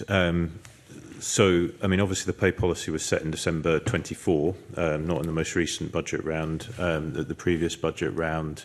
A number of two-year pay deals were agreed, as we discussed in the previous session. And so I think sort of specifically, almost germanely, for the 26-27 budget, actually, in terms of what's been agreed, what's been signed off, and what's reflected in the budget, reflects those pay deals that are already agreed. Now, there was risks, obviously, at the time of that pay settlement. We made some assumptions around inflation that maybe didn't come down quite as quickly as we expected, but we did take a judgment on the pay policy at that point. Obviously, in terms of the 27-28 pay deal, we will need to look at that position. We'll need to look at that in terms of the overall funding position and how that's then reflected through in the ultimate pay deals that are agreed. And ultimately, that will be a consideration for the principal accountable officer as part of that 27-28 budget. And I think ministers at the time of the last budget did say that would be the point in which that would be reviewed and reconsidered. We're just quite anticipating that we're going to have, or the successor committee to this one's going to have you back in front of us in the next in a year's time, and you're going to say pretty much the same thing. In hindsight, it was unrealistic. You're right, it was optimistic. It was unrealistic. I mean, where's it on your risk register in terms of the financial? Where is public pay sitting on the risk register in terms of the public finances? So I think it is something that we discuss as an executive team, and as you'd imagine, there's quite a lot of coordination across the different sector pay bids. Increasingly, unions, I think, make comparisons across different sectors, and we need to do that as well as government to ensure that's the case. But pay has to be affordable within the overall envelope ultimately. So, The policy hasn't been followed on the basis of clawback either. So if there was an overshoot in the first 2 years, they had to be clawed back in the subsequent year. That didn't happen either, did it? Well, the final year hasn't been agreed yet. For well, it was meant to happen in the second year, but it didn't happen. That's the terms of the policy. So in terms of what the pay that was agreed for 25-26? The pay budget in the first year of the policy overshot the 3% mark, and it was meant to be clawed back. Under the terms of your policy, the policy that was agreed between the Chief Accountable Officer and the government, and that didn't happen. Well, it was the agreement was on a 3-year basis, and that was a two-year deal that's effectively as part of that within that constraint. Okay, we'll leave it there because I don't think we're getting anywhere. There's a massive problem with 54% of the Scottish budget, and I don't feel we're getting any distance on it. On previous evidence we've had also from your predecessor regarding direct awards of ferry contracts, he told this committee previously that, let me see, these were not to be awarded because they had legal advice that they couldn't be awarded. What's changed?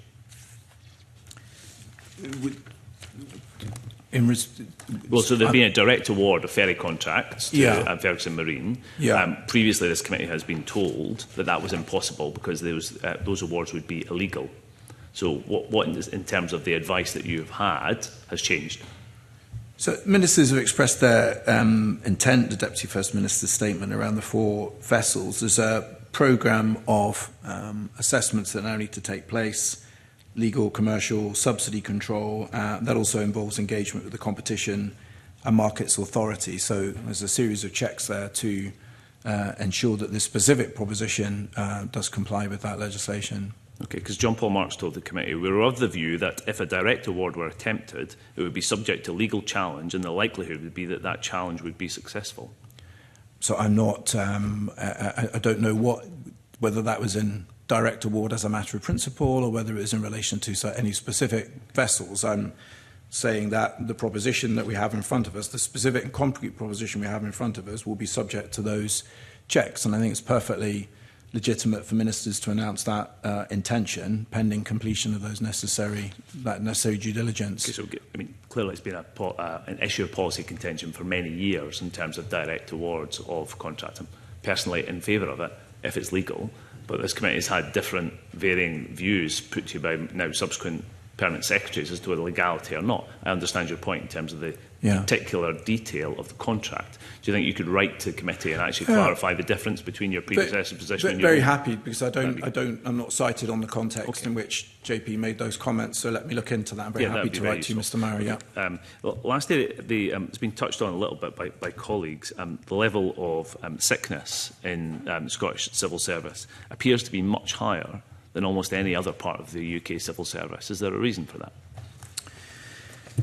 So I do worry about this. I worry about colleagues who are unwell. That is at a personal level, and clearly we need to improve things here. And this is not an excuse, but Scotland's population health record as a whole, I think, is probably part of the picture. And I think that it's also important that one of the important reasons for people working together and being able to support each other is to get on top of some of those short-term pressures that are driven by stress. Our latest stats, we are, for the core civil service, we're due to be publishing, I think, next week. They will show an improvement on where we are. We've taken a lot of action, actually, as an executive team on this. We've had discussions as a team looking at the data attached to the individual directorates of most concern.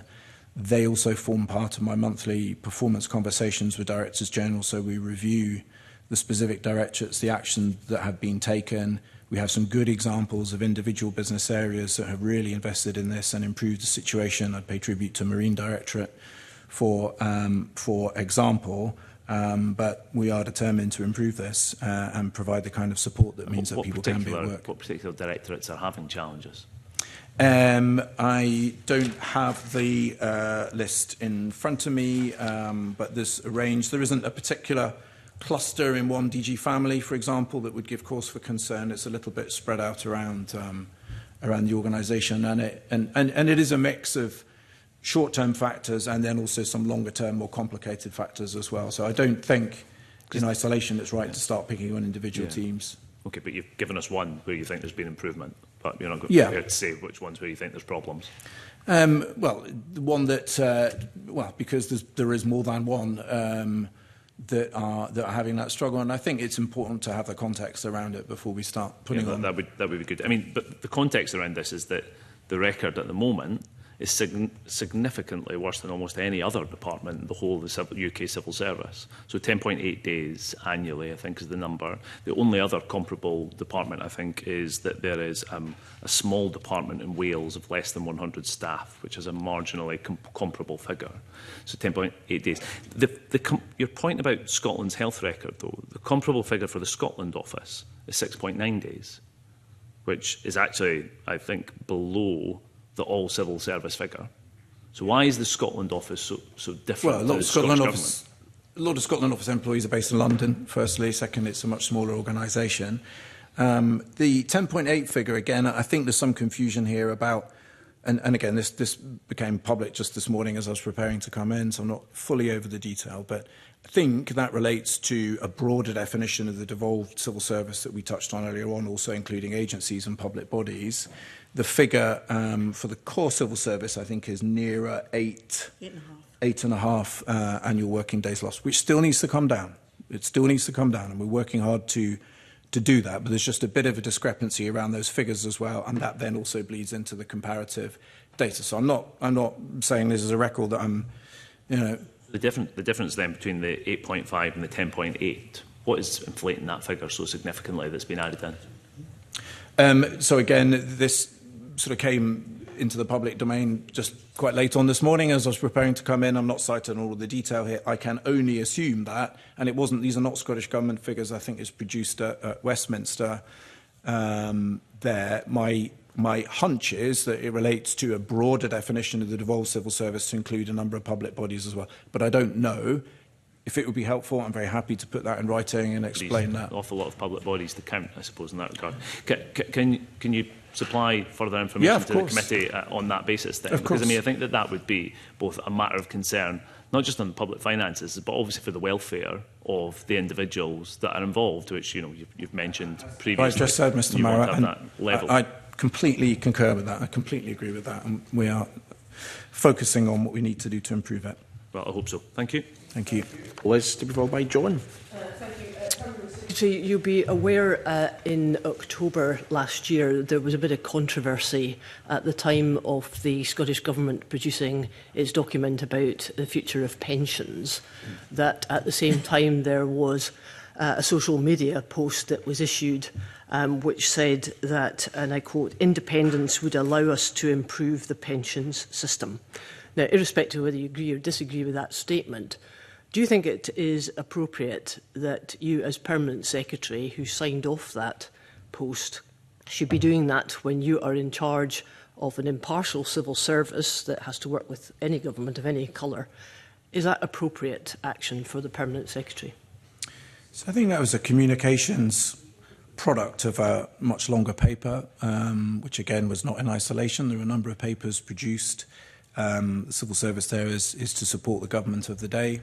I think the point you make about impartiality is important, and one aspect of a pre-election period is that the civil service engages with opposition parties that wish to engage as well, so that's an opportunity to demonstrate impartiality and our preparedness to support a government that whoever the electorate appoints. But we support ministers of the day, and on the specific thing, that was a bit of communications collateral attached to a much broader range of papers, which are entirely a matter of government policy. You understand, as Permanent Secretary, why there might be questions raised about that situation not standing up to the impartiality that we expect of the civil service? I understand it's been hotly debated. It's been a matter of successive agreement between successive people in my role and the Cabinet Secretary in London that the civil service is there to support the government of the day, and I think it was entirely in line with that. But of course, I understand that not everyone agrees with that characterisation. Of course, I understand that. Yeah, I'm not sure if people will disagree about what was actually said. What I'm asking is whether it is the role of a permanent secretary who is in charge of an impartial civil service to authorise that kind of fairly political social media post. I think it was a statement of government policy. I don't think it was a party political statement. Thank you. Thanks, Convener. I think I've just one area I wanted to ask you about, which was public inquiries. As you probably know, this committee has done quite an inquiry into inquiries and came out with a report. And it's around this area of, can timescales and budgets be controlled? And specifically, we had the case where I think the UK government has launched an inquiry into what are commonly called grooming gangs, kind of networks of child sexual abuse and exploitation, and they have put a budget limit and time limit on that. But the Cabinet Secretary was not keen to do that for Scotland. And I just wondered if you could clarify anything about the legal position and what powers we have in that space. So I can't on the specifics on the specific legal powers in that regard and that specific example. As a general matter, I think if I may, commend the committee on their work on public inquiries. I think it has been of genuine value. I know there was a debate in the Chamber a couple of weeks back, Deputy First Minister leading for the government, and the Deputy First Minister, I think, has agreed to update in writing before the parliamentary recess.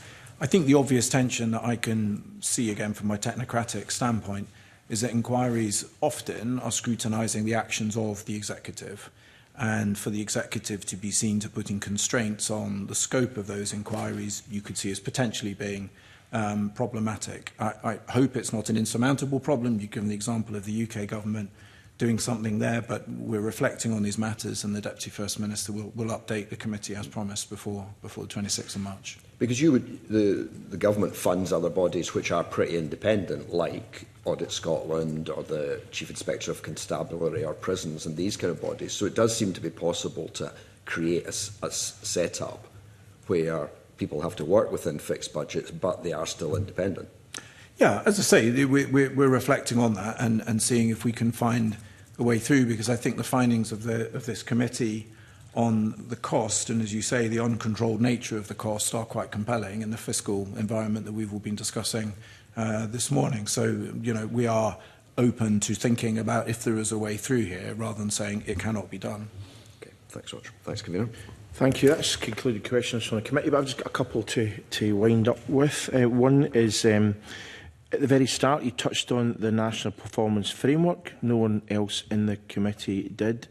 Are we flogging a dead horse with the National Performance Framework? Because it doesn't seem to be the vehicle for positive change in service delivery we'd hope for, and it almost seems as if buy-in is only achieved by, people being dragged kicking and screaming to the table. There doesn't seem to be any great enthusiasm for it. And this committee's done a ton of work on National Performance Framework. You probably know myself and Craig and Michael. We actually had a visit to St Andrew's House to discuss it in some detail and where we went with it. But how are we going to make this something that really lives in terms of the public sector? Because at the moment, it doesn't seem to. Yeah, so I watched your last session in full with Sarah Davidson, Professor Kearney, Ian Elliott and colleagues. And I personally am of the school of thought that there is still great value in this. I think, at the very least, the symbolic statement that the work of government and public resources must be to achieve impact in the real world, I think is an important governing principle. The committee may not believe this, but it is possible for governments to engage in the occasional moment of introspection or self-realising process. But the point that the National Performance Framework makes, that we must be devoting our efforts to achieving outcomes and impact, I think is important. I think what we need is a vision, part of it, that slightly counterintuitively is a little less holistic. I think something that is too holistic and too general then makes it hard to really make decisions based on doing X as opposed to Y, or prioritising Z as opposed to A. And we spoke about comparative approaches earlier on. There's a number of countries in the world who have set a kind of meso-level strategy, and a bit of jargon, but between that sort of high-level, long term and the short term. And again, I think that is very valuable for Scotland to be clear about our risks and opportunities in the years ahead, but specific to us. We've touched on population health earlier on. I think the evidence would also suggest the economic opportunities of the renewables industry in the North Sea are absolutely vast. So we need a sense of what the opportunities are so that we can go full speed in behind them. So I think the vision that is more manageable, more specific to Scotland's circumstances is important. And then we need discipline within government at key moments where the MPF can really play its part. And early in the next administration will definitely be one of those. Budgets would be another example where we're self-consciously using it. The last area is around tracking performance, which again we've touched on implicitly during the course of the morning. But the presence of those indicators that tell us where we are on the way to achieving these outcomes is also very important. And in future iterations of the consolidated accounts, I want to make sure that we're drawing on the data that sit in that performance framework to give an objective account of the government's performance. So I am, if you like, a believer, but it needs to be a sort of thoughtful approach that emphasises utility and the thing actually getting used, rather than something that is too much on the sort of visionary side. Thank you. And I must return to this issue about staff coming in 40% of their working week. I mean, I have to say, I think many people who are watching this would be frankly bewildered that there's no monitoring and that there doesn't seem to be any repercussions if people just ignore the policy that they have to come in 2 days a week. I mean, I find that quite astonishing. When I think of all my years working in the private sector, I could just imagine if I'd told my boss that I wasn't going to be coming in. It just seems to me really, really bizarre. But what is the situation with regard to the civil service in other parts of the UK? Do they follow similar policies, or are they completely different? Are they 20%, 40%, 60%, and do they monitor or whatever? Where are we relative to other jurisdictions? So we're in a very similar position to Wales, as I understand it. Again, I can check the detail of that, but certainly at the point of formulation, we swap notes, and I think there's an expectation around 40%, and I don't think it has the sort of hard edge to it that you were describing. I think in UK government departments, I think it's 60%, and I think that is monitored more rigorously. I tried in my comments to Mr. Hoy to explain the strategic context around all of this. If ultimately we want to go harder on it, then it will trigger conflict within the organisation and with unions, and we may conclude ultimately that it is something that we wish to do. We're not there yet. We want to continue to persuade people this is a positive thing to do and to work in partnership. But it will have to happen, and the data, incomplete as it is, with the addition of anecdotal data as well, and what we see and experience on a daily basis, tells me that we are moving in the right direction. But we will take stock with an incoming government after the election to see if this is something we want to continue or whether we want to take a harder edge to things. But that will come with consequences. The private sector is reducing the amount of work from home because when initially it came in, the Economist did an interesting article on it which said that actually boosts productivity working from home. But after 6 months, it falls, and after a year or two, there's a significant decline in terms of working from home productivity. I know from just personal, a study of one person myself, I don't work anything like as hard when I'm at home as when I'm actually at my office, whether it's constituency office or anywhere, I'm actually at my desk and I'm working for hours or whatever. So is any research being done to look at the comparative levels of productivity between those two modes of work? So productivity varies depending on the nature of the work, and Leslie spoke about this earlier on. There are many different roles in the civil service. We have 21 professions. People are doing different kinds of work. It's easy to track it if you're in a call centre type job or if you're producing identifiable outputs. It's harder if you're in a sort of policy making space. So I don't think there is authoritative data on that across the piece. I know it's something the Office of National Statistics are looking at. But again, in terms of your comments, at a personal level, I take no issue with anything you've said about the desirability of it. I've tried to explain the approach that we've taken and prioritising a positive relationship with union colleagues, but we need to see the benefits that come from it ultimately, and it may well be something that we review after the election. Thank you. So before we wind up, do you have any final points you want to make to the committee? Any areas that you feel we haven't touched on that you would like to have seen us touch on, or anything you want to emphasise about the work that you and your team are doing? I think I would like to, again, just sort of, I sensed in the session that I watched a question mark really for the future Parliament about the value and utility of a committee like this, and various witnesses were reflecting on that. And if I may also offer my view, if that's appropriate, that there is real value to have a committee specifically looking at public administration. I imagine there'll always be a finance committee of some description or other, but I think the kind of focus and the challenge and the scrutiny that you have brought in the 2 sessions that I have had with you and my predecessors, and the extensive work that you've done around effectiveness of decision-making, national performance framework, etc., I think is a real value. And I wanted to assure you that we in the professional civil service read it, we take it on board, it plays into our work. So probably a note of gratitude, and if it's not inappropriate for me to say so, that there are customers for this kind of work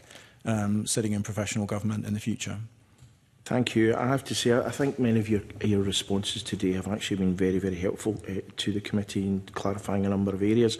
But I have to say there is also an element I feel, and I'm sure colleagues do, of disappointment that there's been a wee bit of a ducking and a diving, a bobbing and a weaving in terms of some of the numeric issues that we've asked. And I realise it may be that you feel you're between a rock and a hard place in terms of the issue that I just raised there in terms of people coming back to work. But these are issues that the public and others are generally concerned about, and I would hope that when we ask questions specifically about numbers, for example, that it's quite frustrating not to be given a specific number or even parameters of that, and that came up a number of times today. So I just would hope that in future, and indeed in some of the follow-ups to what's been discussed today, we will get a wee bit more clarity on those, because I think it helps everyone if we get direct answers to direct questions wherever that's possible. And if it can't be possible at the time, there can be some follow-up.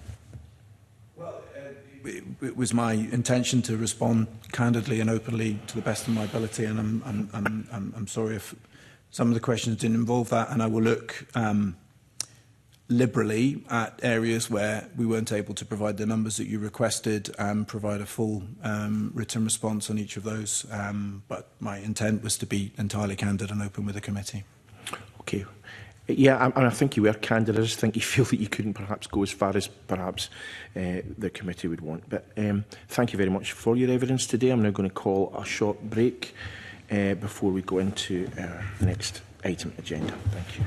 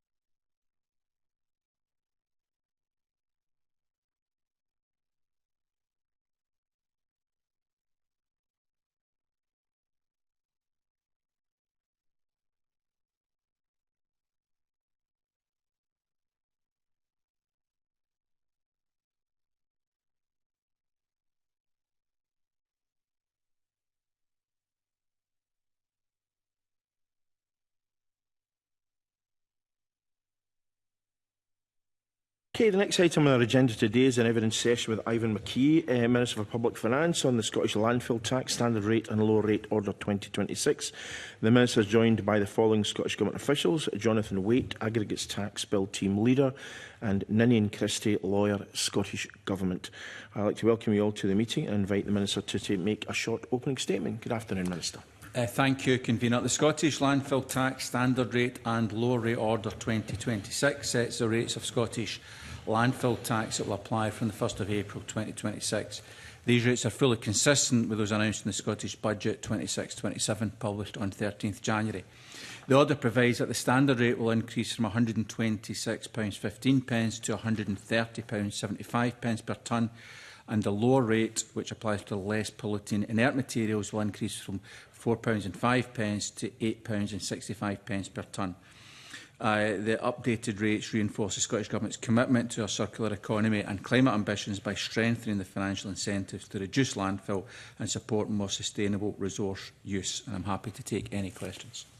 Just one question from me, Minister, and it's probably one you would anticipate, because I've certainly asked it before. Is that when is the Scottish Government going to decouple from the UK and either have higher or lower rates depending on what's in Scotland's interest? It just seems a kind of almost lazy way of doing it, just copying the UK on this kind of myth that somehow if it's £1 higher or £1 lower, there'll be, you know, truckloads of waste getting shipped over the border. I don't think there's any evidence for that. Well, I think there is clearly a point at which that becomes an issue, but at lower levels, then we wouldn't expect that to be an issue. I think this year was a bit specific, if I can call it that, in terms of the way the process worked out. The UK Government consulted on landfill tax and had actually produced proposals that would have seen them combining the two rates over a number of years.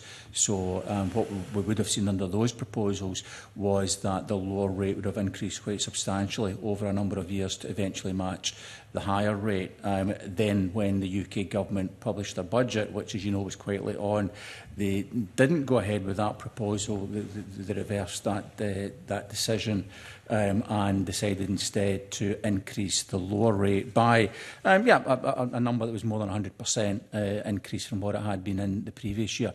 So that clearly gave us not very much time to be able to reflect on what they'd done, what they'd initially proposed to do, which is what we thought they would have done in their budget, and then what they did decide to do, which was still a significant increase. So given the number of moving parts at that stage, we decided that it probably made sense to see what it would look like for this year, with a view to making some considerations now as we see the director of travel in terms of the UK rates for what we would do next year. So that is, we're not listening to what you're saying, but as I say, the way that the UK Government had moved on this made it quite difficult for us to make a sensible assessment of the impact of any changes.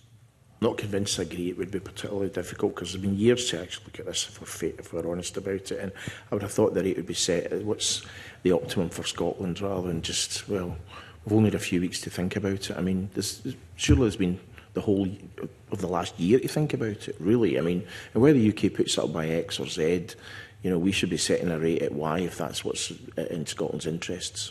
I think if the UK Government had been on the trajectory that they had initially proposed, which was to match the two rates over a short number of years, then they would have seen significant increases far in excess of this in the UK rate.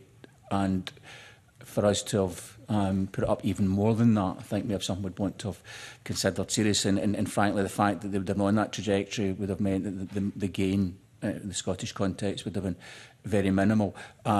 The fact that they then changed to a different mechanism at the last minute, which we hadn't expected, meant that we could have put potentially something else onto that, but given it was going up by more than £4 to another £1 or £2, it may have been something. We did look at that and think, is it worth doing that? But I think on balance, I thought it made sense, given the scale of the increase, more than 100% the UK Government was implementing, that it made sense to wait and see how that settled out before we made any other changes. So have you spoken to the UK Government about getting an earlier sight in future on this? Because engaged with the UK Government constantly on getting earlier sight on all manner of things, including this. Yeah. But not on this? Oh, yeah, including on this. We would obviously be keen to get to earlier sight on on any changes that they make in this regard, so as we know. But clearly in their budget process, there's going to be. I suppose it wasn't. I mean, they will obviously go through quite a tight process in terms of what they're announcing in their budget, or at least you would expect them to. But given that the indications had been that something different was going to happen, and then it changed to this model in the budget process itself, was something that we hadn't anticipated. Okay, thank you very much for that. Any colleagues who wish to ask questions? None have indicated they wish to, so we now turn to agenda item 4, which involves formal consideration of the motion on the instrument. I'd like to invite the Minister to speak to and move motion S6M 2861, that the Finance and Public Administration Committee recommends that the Scottish Landfill Tax Standard Rate and Low Rate Order 2026 SSI 2697 be approved. Moved. Do any members wish to speak? No members have indicated that they wish to speak. I now put the question on the motion. The question is that motion S6M 2861 be agreed to. Are we all agreed? Yes. We are all agreed. We'll publish a short report to the Parliament setting out our decision, and that concludes our deliberations on that point. So thank you very much, Minister.